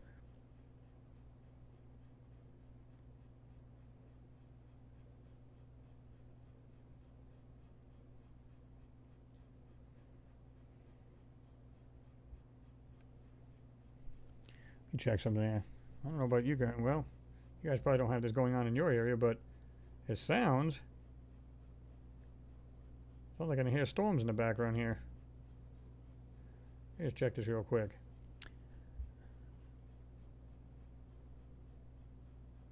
Could be absolutely nothing, of course. Because I know my neighbor just got this brand new shed out back. It's pretty good size. So he's probably loading stuff in it. That's probably what I'm hearing.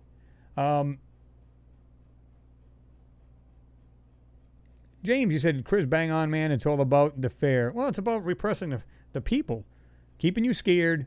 You're relying on the actual government to help you out. That's what it comes out to.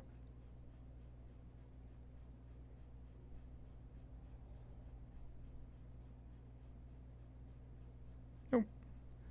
Clean and clear. And like I said, I wouldn't care anyway, because we are on battery backup if we had to. We'd just switch over instantly. I think one of you guys said, yeah, but what happens if the internet goes down? Well, the internet, unless somebody runs over a pole, it's not going to go down. At least I've seen that in the past. We've had power outages, and like I said, in the other room, I got another large battery backup that runs my internet and everything else, and then I've got one here to run the bench, so we'd stay on. Unless, like I said, maybe we struck a pole and split it in half, but...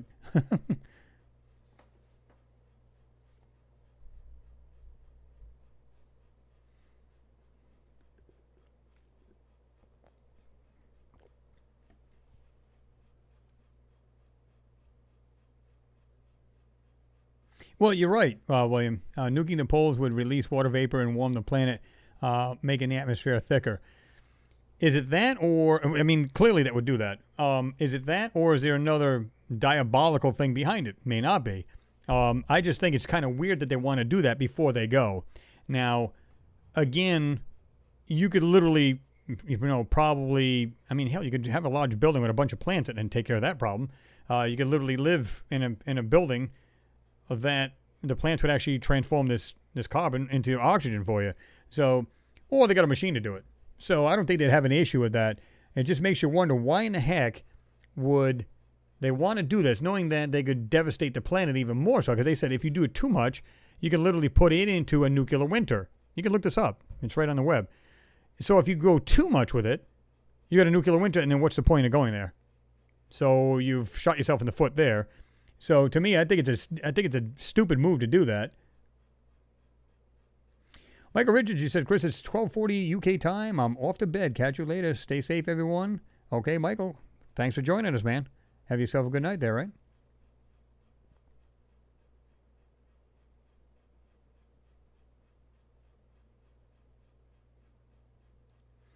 Yeah, he's definitely a dangerous individual, James. No doubt.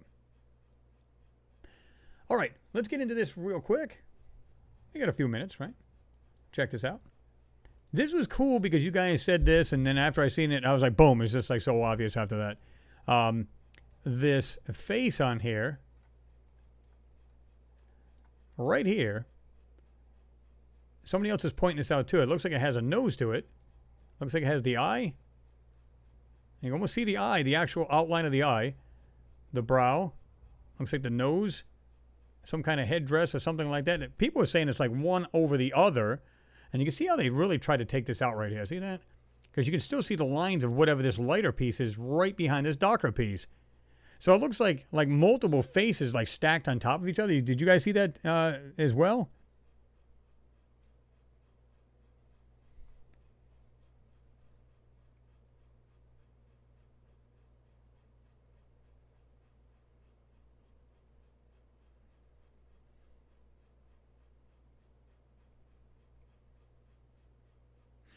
All right, Adam, good seeing you in there, man. He said, Chris got to go. Always hangouts, always awesome hangouts, I'm sorry.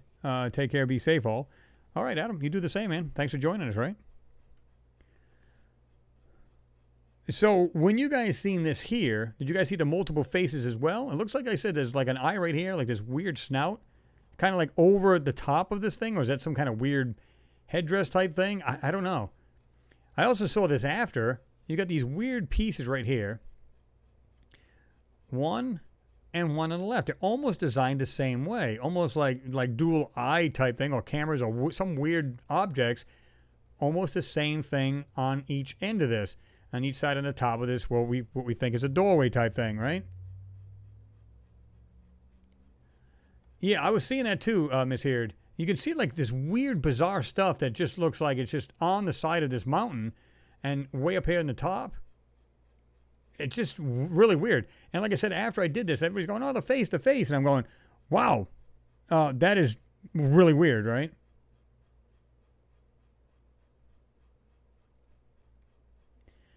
Mr. Gosman said, looks like a man-tiger face to me, similar to Cydonia face. Yeah, well, it does actually look like it's some kind of weird faces carved into the side of this rock. Tom West, you said, good book to read, Packing for Mars by Mary Roach. Huh.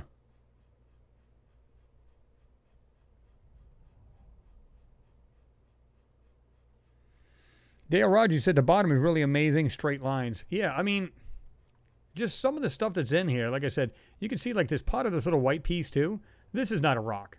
I can promise you guys that there's some little pieces here that's like, it's like they go over it real quick and they go, oops, and somehow they don't remember to do that and take it all out. I showed you this area right here in the middle of the screen. It looks like this kind of weird design type thing, almost like this round piece. And that somebody else had found this other pieces down here. See if you can find them again. Right here. Weird how you go like almost symmetrical piece, one on each side. And you got these like pieces right here, almost like somebody said it was some kind of like vent type thing. Now I don't know about all that, but whatever it is, it's weird the way it's designed.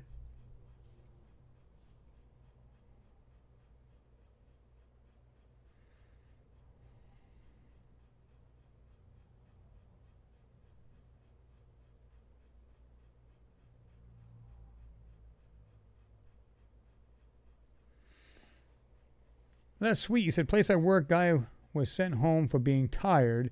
He hit a power pole. He also gets sent home for the day with pay, so everyone gave him $20. Huh.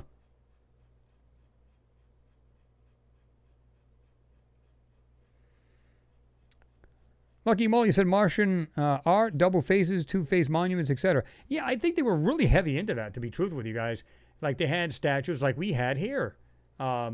And maybe they resemble some kind of gods, or they would just put like on some of these ancient ruins over in Turkey, where they have these like these carved animals depicting like these like dinosaurs, like a stegosaurus, some other lizards, some other birds, some that could fly and some that couldn't, like kind of like a crane, that, you know, some birds that couldn't fly. Really interesting to say the least. I mean, there's a lot of stuff in here that I don't believe this stuff is natural. Like I said, this block in the back, completely redacted of any information. Look at this. You can see how they went around this supposed rock to block all this out. You can actually see the edge, the white edge right here, completely grayed over, and then you can see it again over here. Like they just kind of went, just block it out. Whatever you got to do, block it out. Exactly, Marcus, just like here on Earth. Same darn thing. You know, a lot of people say, well, they couldn't have been too technologically advanced if they built with stone. It doesn't make much sense. Why? We do it every day. We're technologically advanced. I mean, look at the structures. We build out of rebar and, you know, I-beams, iron and brick and block. We still do that today. Doesn't matter how sophisticated you are. It just matters that, you know, because your technology can be way ahead, but you can still live in stone structures. I mean, it doesn't have to be a cave, but you know what I'm saying, right?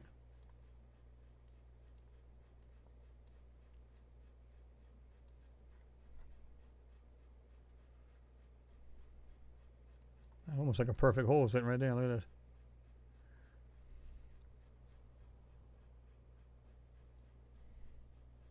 Port Garden, what's going on? Good to see you in there, man. You got in there.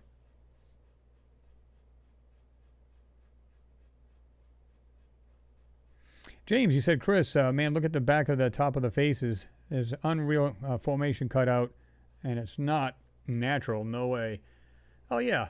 I mean, I was looking at this thing, and I'm going, wow. Because look, you can look way up at the top of these things. Like I said, we've got these two pieces right here. Look at this. It almost looks like mechanical. There's 1, 2. See that? And the way look at the way they cut this off. You can see right here. There's almost like a line right here over this where they wanted to block off the back, because who knows what's behind this? It could be something much larger sitting behind there. And you can see what looks like this weird pipe type thing. See it? Got a nice smooth elbow kind of thing going on. It's got like a flat base piece and something sticking out right behind it. That don't look natural to me, guys. I could be wrong.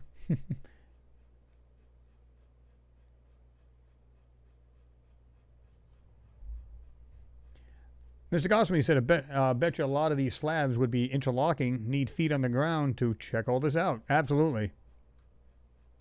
Yep, pipes everywhere. Mimi, you said? Interlocking stones. Yep, misheard. I mean, yeah, I mean, you know, like Marcus, you said, laser cut rock from centuries ago. Yep.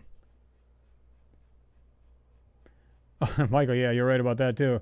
Love that. CGI sand. These images screams obfuscation. The rover image processor encrypts pics before they're sent. Top level NASA then decrypts what's really there. Yeah, I think it just puts a layer of crap over them. So even if you were to intercept it, you would see nothing but garbage. And it's so encrypted, you may not even see a picture from what I heard. You would actually see like it's just a mess of garbage.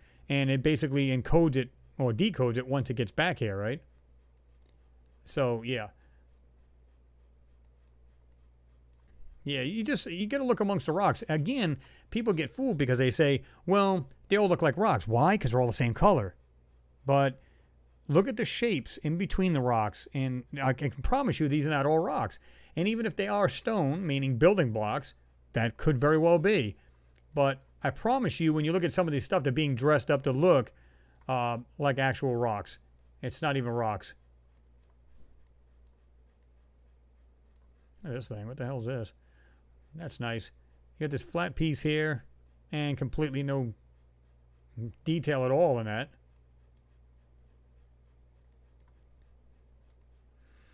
But these here was what kind of blew my mind. Again, look at the way this thing is up here. Now, I didn't go over this on the actual video, but look at the wall in this. Like there's a space between these walls, but look at the white that's in between them. You see this right here? This is the actual object in the anomaly that we'd love to see. This is it right there. Notice how this stuff is painted over this. It's kind of like they just went like this and went, oh, whatever. They won't be able to make it out, so it don't matter if the show's white. We don't care. That's the whole key. There's something here. Look at the way this thing is made.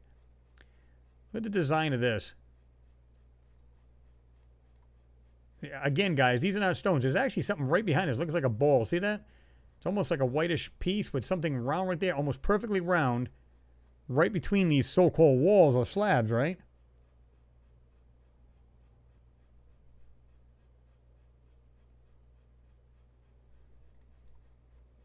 This is what we want to see, what's right here hidden.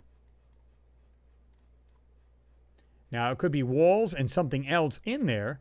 But like I said, you see this nice, pristine, like, almost looks like a dome, like a little tiny dome type thing, like ball type object sitting right there between these walls. Or is it they just never fill that in, and is what this really is being exposed, right?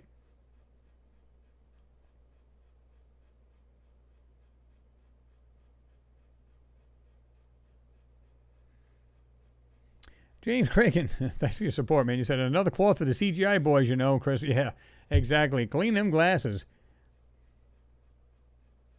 Lucky Mo, you said, I see toppled building, broken up concrete designs. Exactly, Arts and Crafts. I'm staring at that ball. That's what I'm saying. It says that the ball got stuck.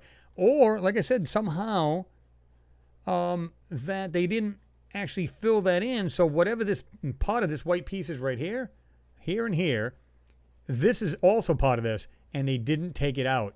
That's the key. Now, this could be part of a wall, or it's actually part of a structure. Here's another white piece of it right there. You see where they try to go over that, but you can see pieces of it. See how you can see like it looks like almost tubular, this white piece right there? Back up just a hair bit.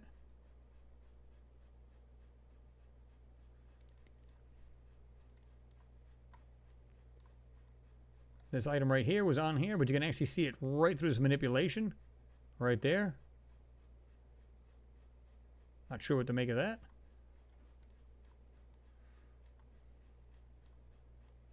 Almost like you can see underneath this thing. See how it looks like there's supports here in the middle of this, and yet you can see this? That's pretty cool.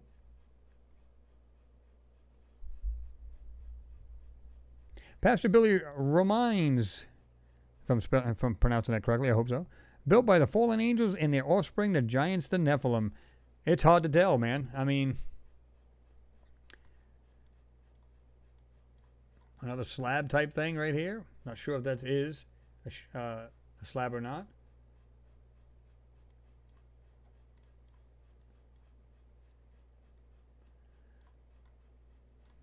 A lot of times I see these right here and I don't take this serious at all. Because a lot of times it looks like it's brushed, right?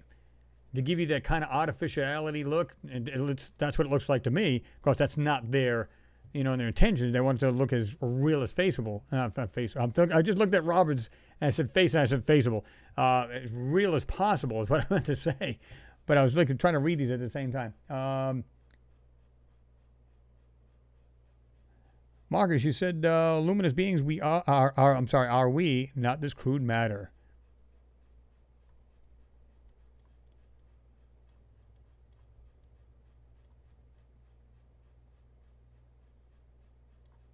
What is this right here, guys? Look at this. Check this out. It actually looks like a friggin' pipe. I didn't even see this before.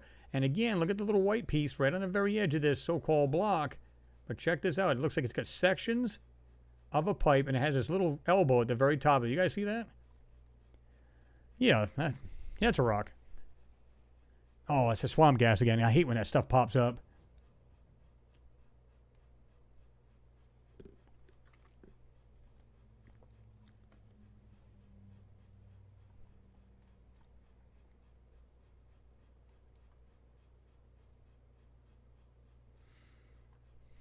Well, that's true, Stephen. Caravello, you said, until we get real people on Mars, it's all a guessing game. Pretty much. I mean, all we can do is speculate, right? That's all we can do. But we can also tell the difference between, fake and real. That clearly is not a rock. And again, I can just see the edge of it right here on this piece of this rock sticking out. These are not rocks. And clearly you can see where they actually, look at this. Look at the line of it right here. Where they manipulated this and blocked it out to try to hide whatever's there. Now, maybe they built into the rocks and we're seeing parts of it, and that's why they're blocking the face of these rocks, so to speak. But I don't think that's the case. I think they're literally, these are not rocks at all, and we're seeing bits and pieces. Now, people have asked me, why would they leave something like that in there? I don't know. It's a great question. It's almost like they're letting anybody, again, who's inquisitive enough to know or want to find out, they're going to leave it in there for you to find it. That's as simple as that. Look at this rock right here.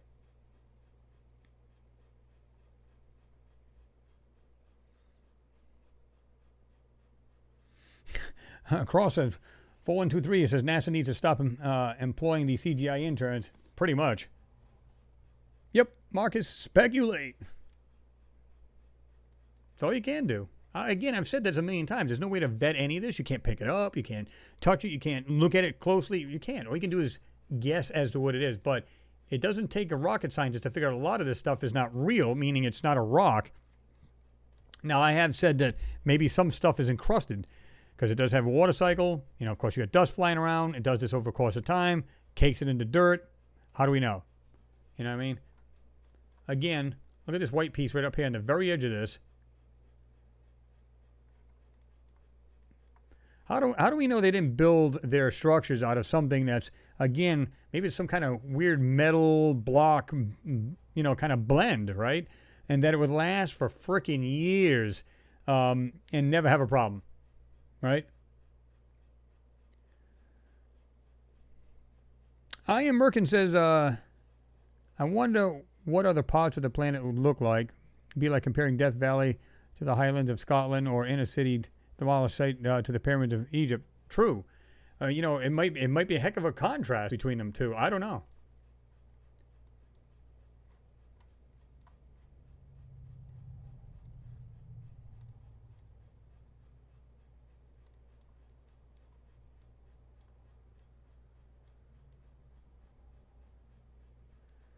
Just sift through the so-called rocks, little at a time. Again, the color will fool your eyes. And right up the bay, oh yeah, there's nothing there. Here's another thing. It looks like some kind of weird pipe or some kind of thing going on right here. Now, some people have said maybe it's like a tree root, some kind of organic. Again, this goes against what NASA says. Nothing's been alive on this planet for millions upon millions of years. You should not see anything of organics on this planet. So what are they? Again, pure speculation what this stuff could be, but nonetheless, it's there. It's in the photo.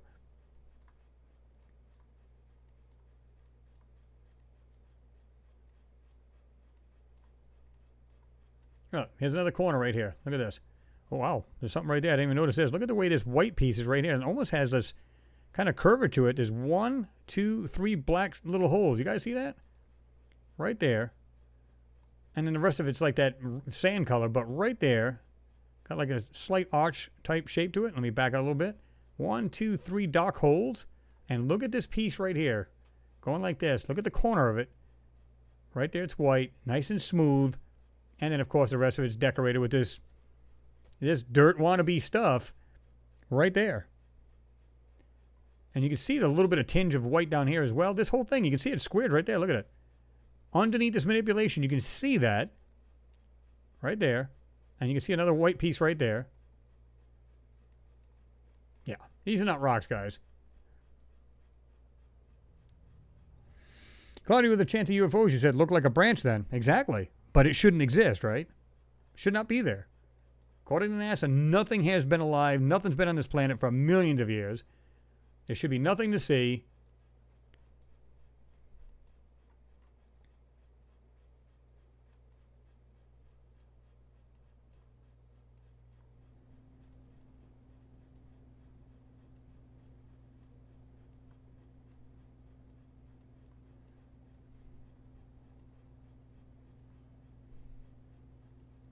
And like I said, when we go back to, well, I thought this was just interesting. I was pulling away from this.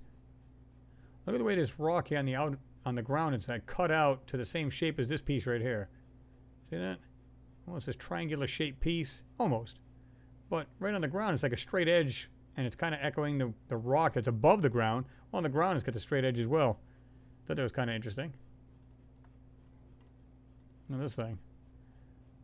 You can see just an edge of white right there. And that's it. But look at the little, just the details on this thing. How does it look like a rock?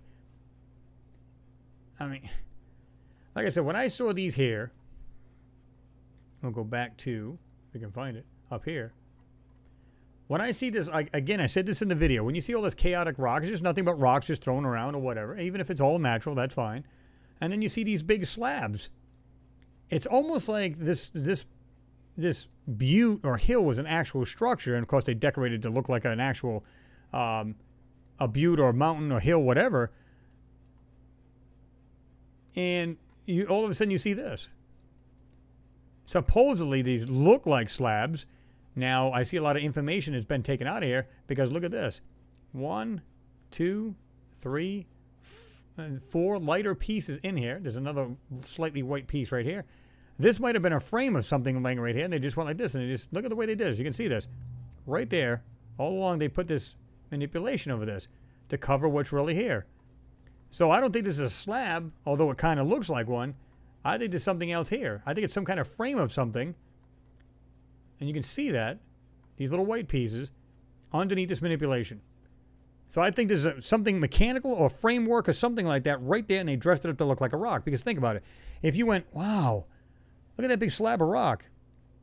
Even though it stands out from the rest of the environment, you'd still go, oh, it's just a slab of rock. That could exist in nature, of course. They'd rather see you question the way this thing, the way these are, in the midst of all these other rocks, than to leave a piece of frame of something, right? Common sense would tell you that. If they're trying to hide it, they're sure in hell not going to let you see that. Look at these interesting pieces on top. This right here. It looks like a little cutout of a piece right here. Looks like it's notched out right in front of this wannabe block. See that?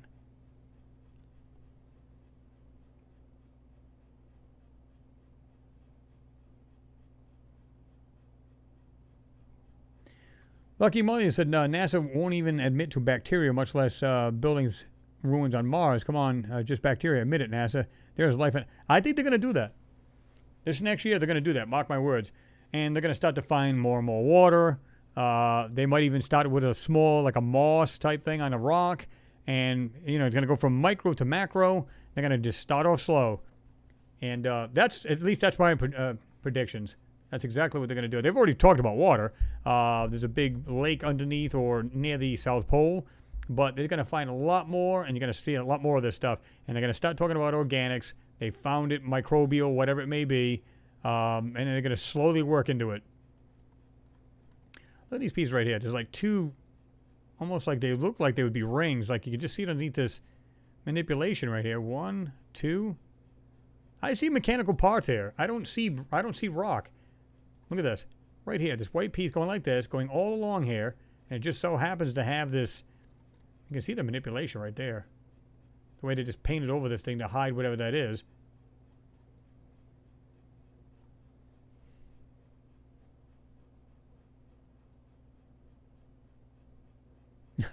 James Graham. Chris, I'm going blind from NASA's blurred out photo. Robert, you said Chris, pan right and down. Sure, I saw twin structure peaks under that horizon line. That is my right, or something like that. I'm not even sure now where we're at, but I mean, again, I gave you guys the link, and I'll still throw it in this one here. That once this goes on to, you know, once YouTube processes and post it and everything else, I'll make sure you guys get it as well. Again, because I did have it in the last video, right?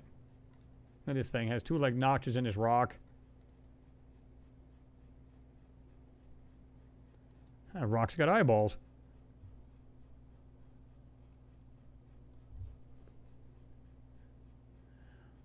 Martin Bermudez, what's going on? He said, hey, Chris, it looks like a Martian used giant 3D printing machines to build their temples and homes. Take a look at the layers on every piece of that cut stone. You're right about that. It does have that weird look to it. But I've seen them where they look so horrible. I mean, I'm talking real horrible, Martin, where it looks like they literally just use paint strokes from like, you know, Photoshop to just Photoshop them in. That's how sad it looked. Not sure what this is supposed to be up here.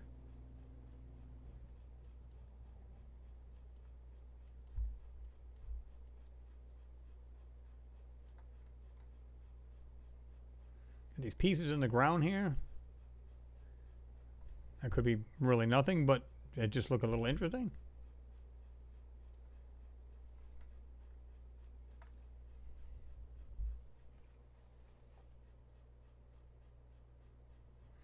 Oh yeah, Renee, there's squares there. There's all kinds of crazy stuff.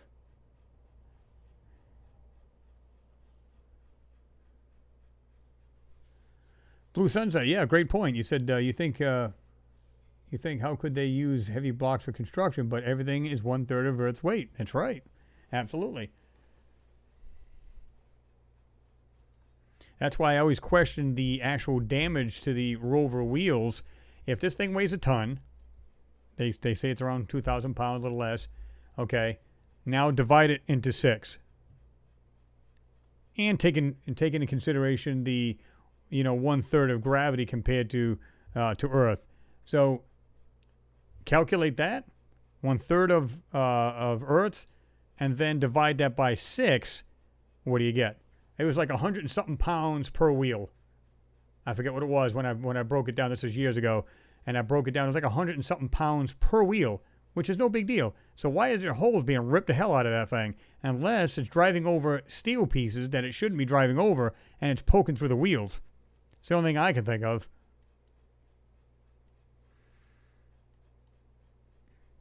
I mean, who sees shapes like this? Look at this little white thing.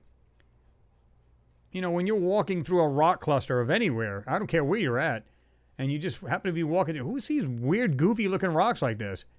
It looks like just pieces either melted together or just junk laying there. That's what it looks like to me.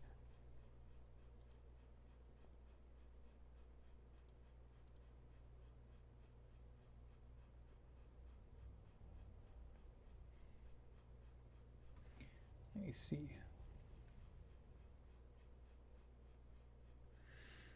Let me see.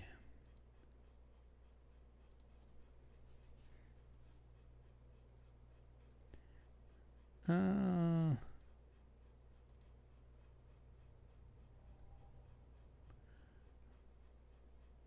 me see. I'll get the link for you guys.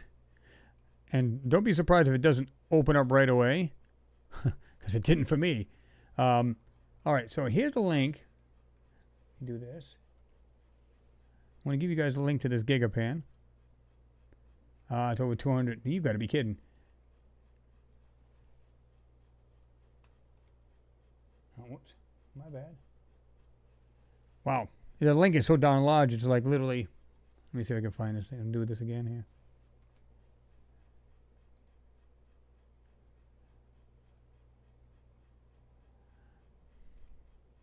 Let me do it this way. Maybe it'll be easier.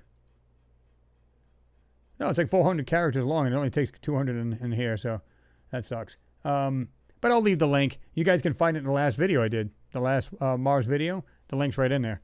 So you can always bounce over there after and try it. It won't allow me to post it. It's just too darn long. Which sucks. Let me do this. Put the screen back where I had it so I can see what's going on. Jerry McDonald, what's going on? You say, hey, Big Chris. Hey, community. Sorry I'm late to the party. Hey, better late than ever, man. GF Grummies, what's going on? Bodor M. I seen you in there earlier, but I don't know if I said hello to you. Jonathan Waddell.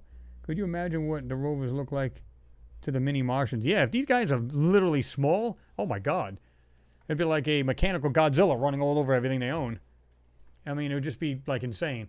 And keep in mind, guys, people don't realize this, but it has a laser on board. Is it possible they can use that thing to protect itself? I mean, it can literally blast into rock. So you can imagine if you were standing there, what it would do to your skin. And we're not talking about 2 inches away from a rock either. It can literally blast into a rock from a distance away. So I can only imagine what it would do to skin of some kind of small animal. Probably pierce a hole right in it. Again, look at this cluster right here. It just looks like debris. It doesn't look like a rock, cluster of rocks there.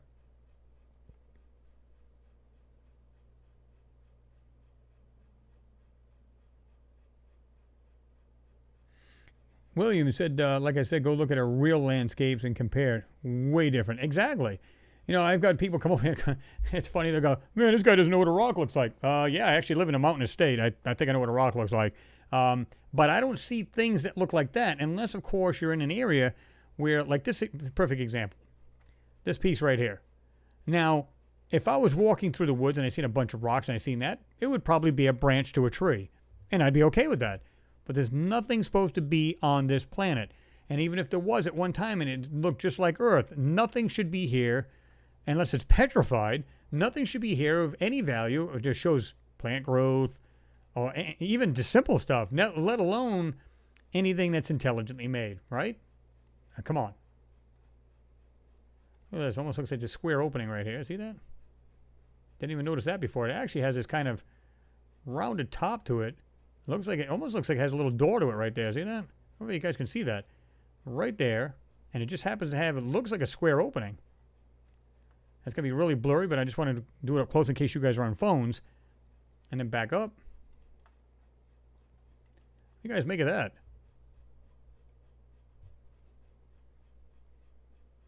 Kenny Riley said, night guys, see you next week. All right, man, Kenny, good seeing you there. Thanks for stopping in and hanging. You have yourself a good night there, right?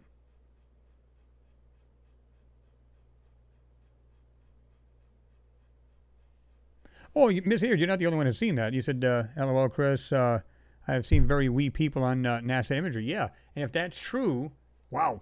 You can imagine what kind of threat these things think it is. Who knows? Maybe they're one putting the holes in the wheels, right?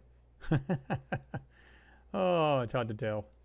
We're just being silly here, but, you know, it's just funny because you'd never know what you're going to find. Look at this. I mean, just things just laying there up here. What are they? Are they wires, you know, rebar? Is it parts of plants? Is it... It's any speculation. I mean, that's all you can do. Ah, it's a nice, funky-looking block, isn't it?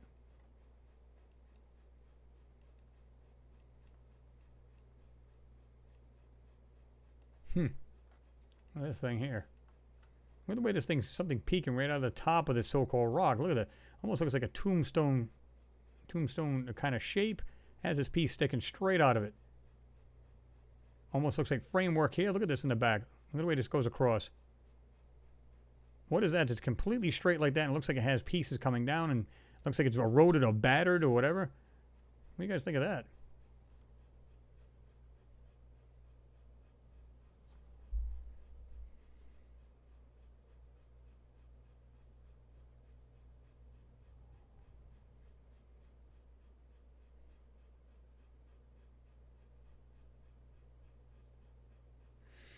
Marcus, he said, so the rover has a sophisticated heat source called a laser.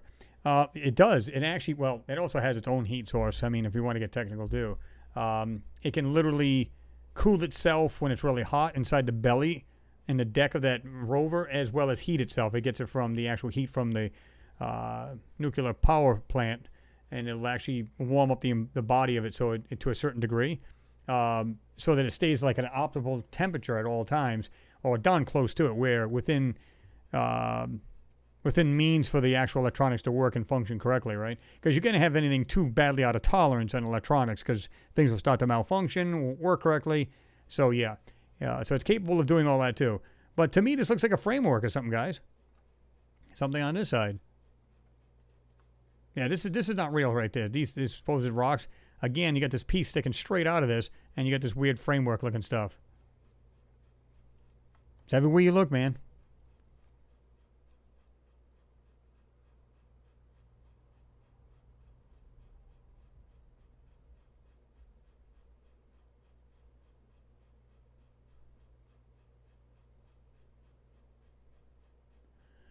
Not in here, I can't, Miss Heard. You know, because I'm on just basically the regular Gigapan, so it's kind of hard to do that.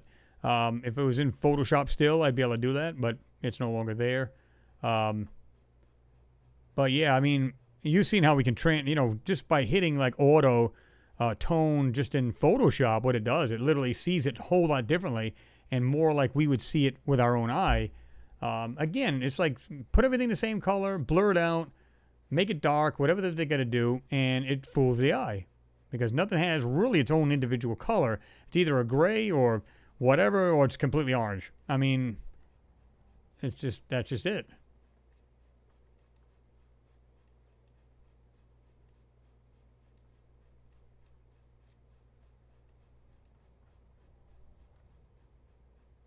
Look at this up here.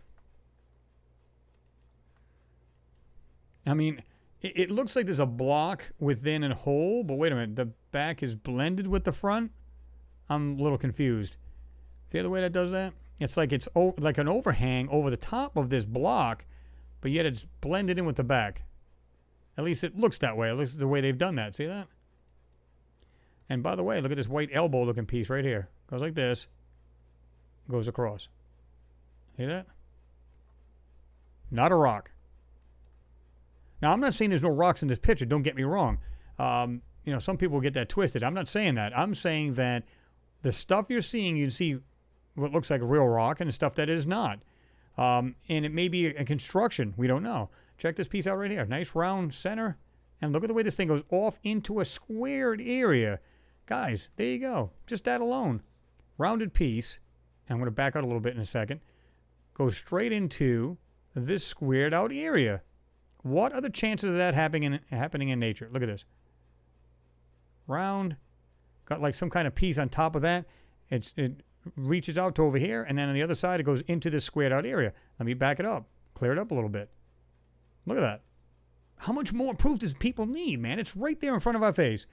And yet people will just blow that off like, oh, this guy's seeing things. Okay, well, there you go, man. I mean, there you go. Something on this side right here. Long piece right here, bent over here. What is that? Again, I see mechanical pieces blown to hell. This is what I say. There you go, Marcus. Groovy, baby, yeah.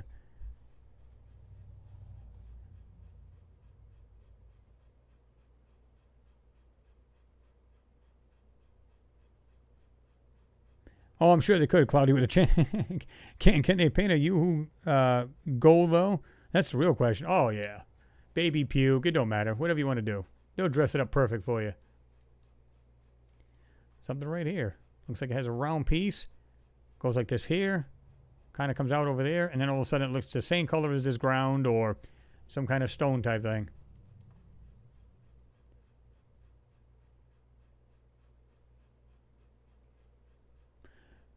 James Cragen, thank you, sir, again. Chris, machinery or mechanical parts everywhere. Absolutely. It does, Blue Sunset. You're right. I think the laser blows a hole in the rock and then analyzes the dust and vapor. Absolutely does.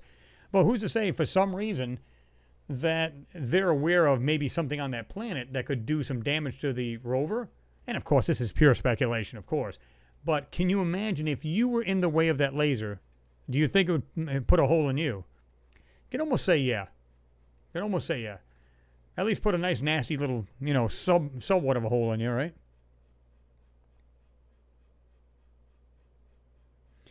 Good night, Mimi. Good seeing you in there. Have yourself a good night and a good weekend there, right? Stay safe. Yeah, exactly, Robert. You said makes you wonder what that the hell is nature, our nature, or reality? Pete Ferrero, you said a massive melted debris field. I get the same impression. Something's been blown to hell here, and that's what they're here for. They're here for a recon mission, just like the moon.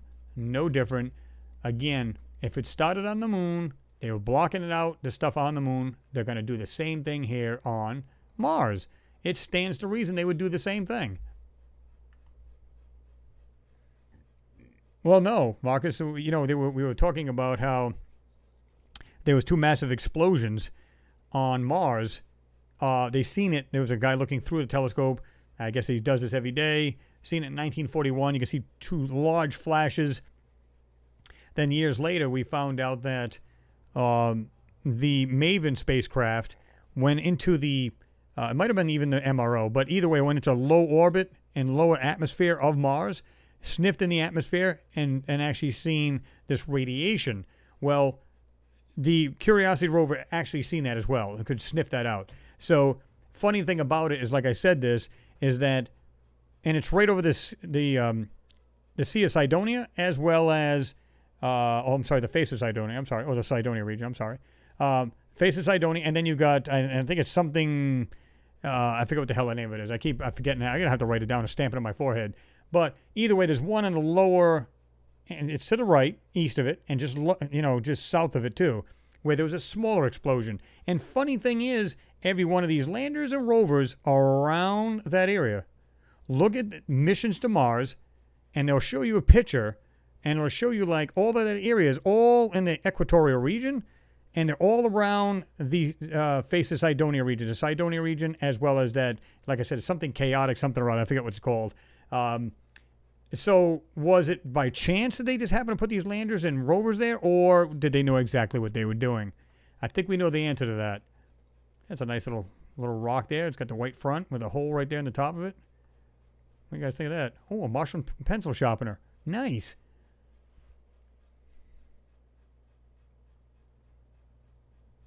Yeah, James, exactly. Chris, some of the photo looks like it's overlapping itself. Yep.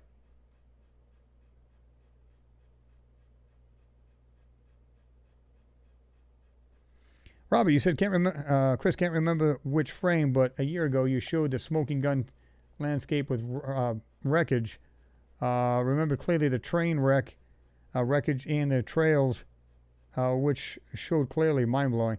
Yeah, I think I know which one you're talking about. That one there, it looked like, if it's the one I think it is, it looks like some kind of weird train or transport thing coming out of like what looks like two mountains or hills. And you can see this thing where it literally travel. Now, of course, we speculated as to what that could be, but that's what it looked like. It looks like some kind of weird transport, right? Look at this right here. As a base, looks like it's fallen over. And look at this here.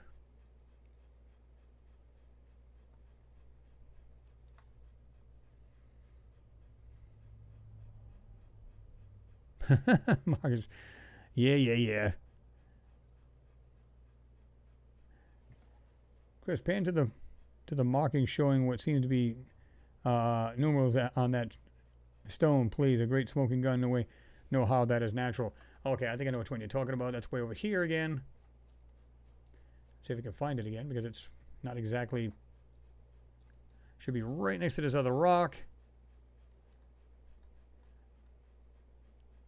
Okay, let me see. Right here. Looks like a 7-2. See that? Now, that could be just trickery of light. That could be anything. But you get the idea. What is that? And, of course, you got this up on the upper left. That weird piece that looked like it's symmetrical and had these lines right there. But, yeah. Almost looked like a 7, a 2. Now, is it just trickery of light? Sure, it could be.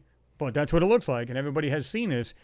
This was passed around on Facebook. This is not my find, and neither was this one. I believe it's the same guy that actually saw that. His name was Laszlo, and he's on Facebook, and he's discovered these two things, and I was just like, yeah, what is that crap?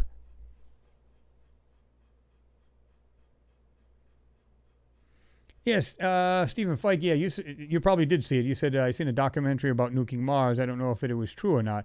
Well, that's the plan. Now, a lot of people here, meaning scientists and stuff like that, are totally against that idea, because if they nuke it too much, it puts the planet into a nuclear winter, which, guess what? It's not what they're striving for. They're trying to terraform the planet. So by doing that, they basically just put themselves back X amount of years, which would be counterproductive. That's not what they're trying to do. And I don't think that's a good way to do it anyway. I think that's really stupid of an idea to even do that. And of course we have this, what looks like this doorway type thing with the corner overhang. At least that's the way it looks, right? Right there. We did in the video. To me, that's mind-blowing when I seen that. And like I said, we got these two white things up here. See these? It's almost looking like the camera's looking down at you. There's one here, like almost identical to each other right there. They're white in color. You can see the bottom of it, top of it right there. And it just happens to be, it looks like they're looking down. There's like a little hole there, but look at that. What the hell?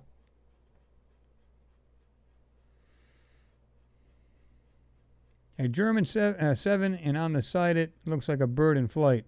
Huh. Frank Milko said that.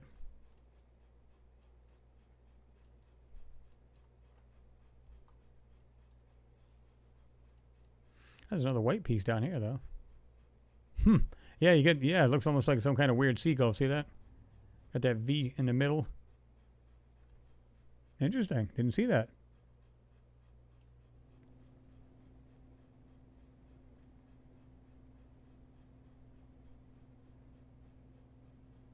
It'd be 5L. Oh.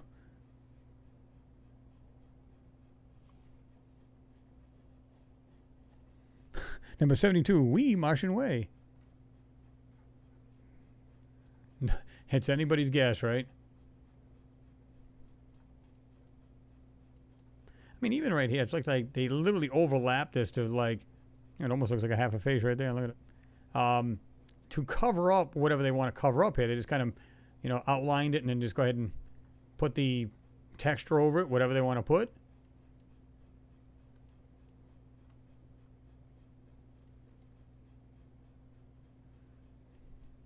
There you go, guys. All done. Chris, you said, James, you said, Chris, the more I look at the faces, the one on the inside looks like a sphinx. Oh, somebody else said that too, which is really kind of weird but cool at the same time, right? I just noticed this one more thing. Check this out. Look at the way this thing is right here. Look at the shape of it. But again, keep an eye on the little white pieces or lighter colored pieces that are sticking out from the thing. But look at this. What's the chance of that being a natural rock?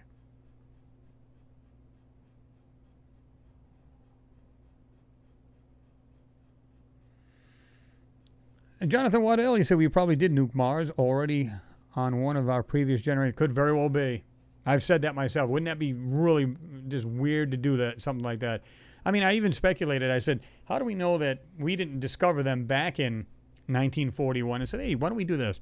Why don't we send a couple nukes, and then what we'll do is we'll send like a bomb, like a germ cocktail to kill off everything. If it didn't kill it off by radiation, we'll kill it off with something else. So we'll send these up there and we'll just kill off the planet because they don't look like they can defend themselves. Maybe they are very small. We'll take the planet for ourselves. How do we know? I mean, it's not like we've never done that here on Earth and taken over countries and killed people off, right? That's never happened. But, yeah. Well, I like that, Robert. Rockadile.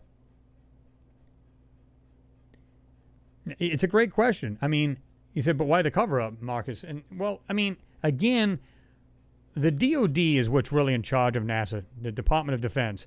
It is military-driven. They're the one that pulls the strings and tell them what they can show and what they cannot.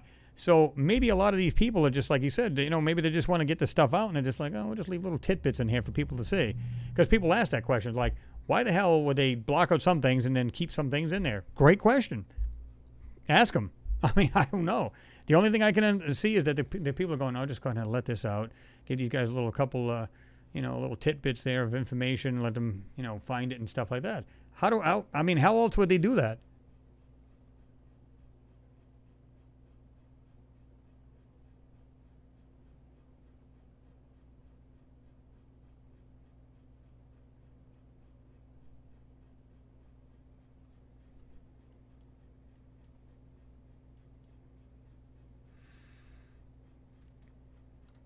Well, that's it, guys. We actually were on here like 3.5 hours. What is it, like 8:32, at least according to my time. Great hangout. As always, I just love it, and the time's just flies by. I mean, it's insane how fast the time goes because we've got a great bunch of people here. Can't ask for anybody better people than you. Again, on the way out, guys, if you don't mind, hit that thumbs up if you haven't done it. Greatly appreciate it. It helps, like I said, YouTube, spread the video and get it out because they see it's getting attention. They'll go ahead and make sure it's actually posted, right? Like you see it on your suggested, on the right-hand side, suggested videos. That's what they do, right? But anyway, guys, thank you for all your support. You guys are awesome, whether it be just support, verbally, monetarily. You guys are buying teas and stuff like that from the site. You guys are awesome. I do appreciate it. It supports the channel and helps us do better here. So without you guys, there wouldn't be a channel. So it's our channel. I've always said that. Yeah, sure, I started it, but you can't have a channel without an audience, right? So can't ask for great and better people, man. You just can't ask for any more than that. That's all there is to it. I got to work tomorrow, but it's going to be a light day, which is cool. So I'll be kicking it after that, taking it easy. I hope everybody does the same. Stay healthy. Think about you, number one. You, family, first and foremost. You got to do that. Go out and enjoy yourselves, but just be careful with this corona going on. Go out and do your thing. Enjoy life. Don't be cabin fevered. Enjoy the videos that we put out. And again, if you guys haven't jumped over to Lunar Anomalies and beyond, I've got the link in that last Mars video I put out. You can click on the link. It'll take you right over to it. And subscribe to there, hit that little notification bell. It just, this way you'll get notified of the next video coming out, right? And it just gives you more to watch. That's the way I look at it. Even if you're more interested in the Mars, which I understand. Some people say, no, I'm more interested in the moon. Well, you get the best of both worlds, so that's why I decided to do that. And we can find a lot more stuff in there. I just posted a video about 4 hours ago, maybe 5 hours ago on the moon. So you might go, oh, I'm only seeing like one video of Mars. Yeah, but I posted more than one video for the week. That's the key. So you guys get to see more. Anyway, guys, thank you very much for being here. Much respect to all of you. Much love to everyone. Thank you for being here. Thanks for the support. Couldn't ask for a bunch of better people. You guys rock. It's as simple as that. Anyway, I'm going to let everybody go. Have yourselves a great night, a great weekend coming up, and I will see you guys soon. So stay tuned for that stuff, right? Peace, guys.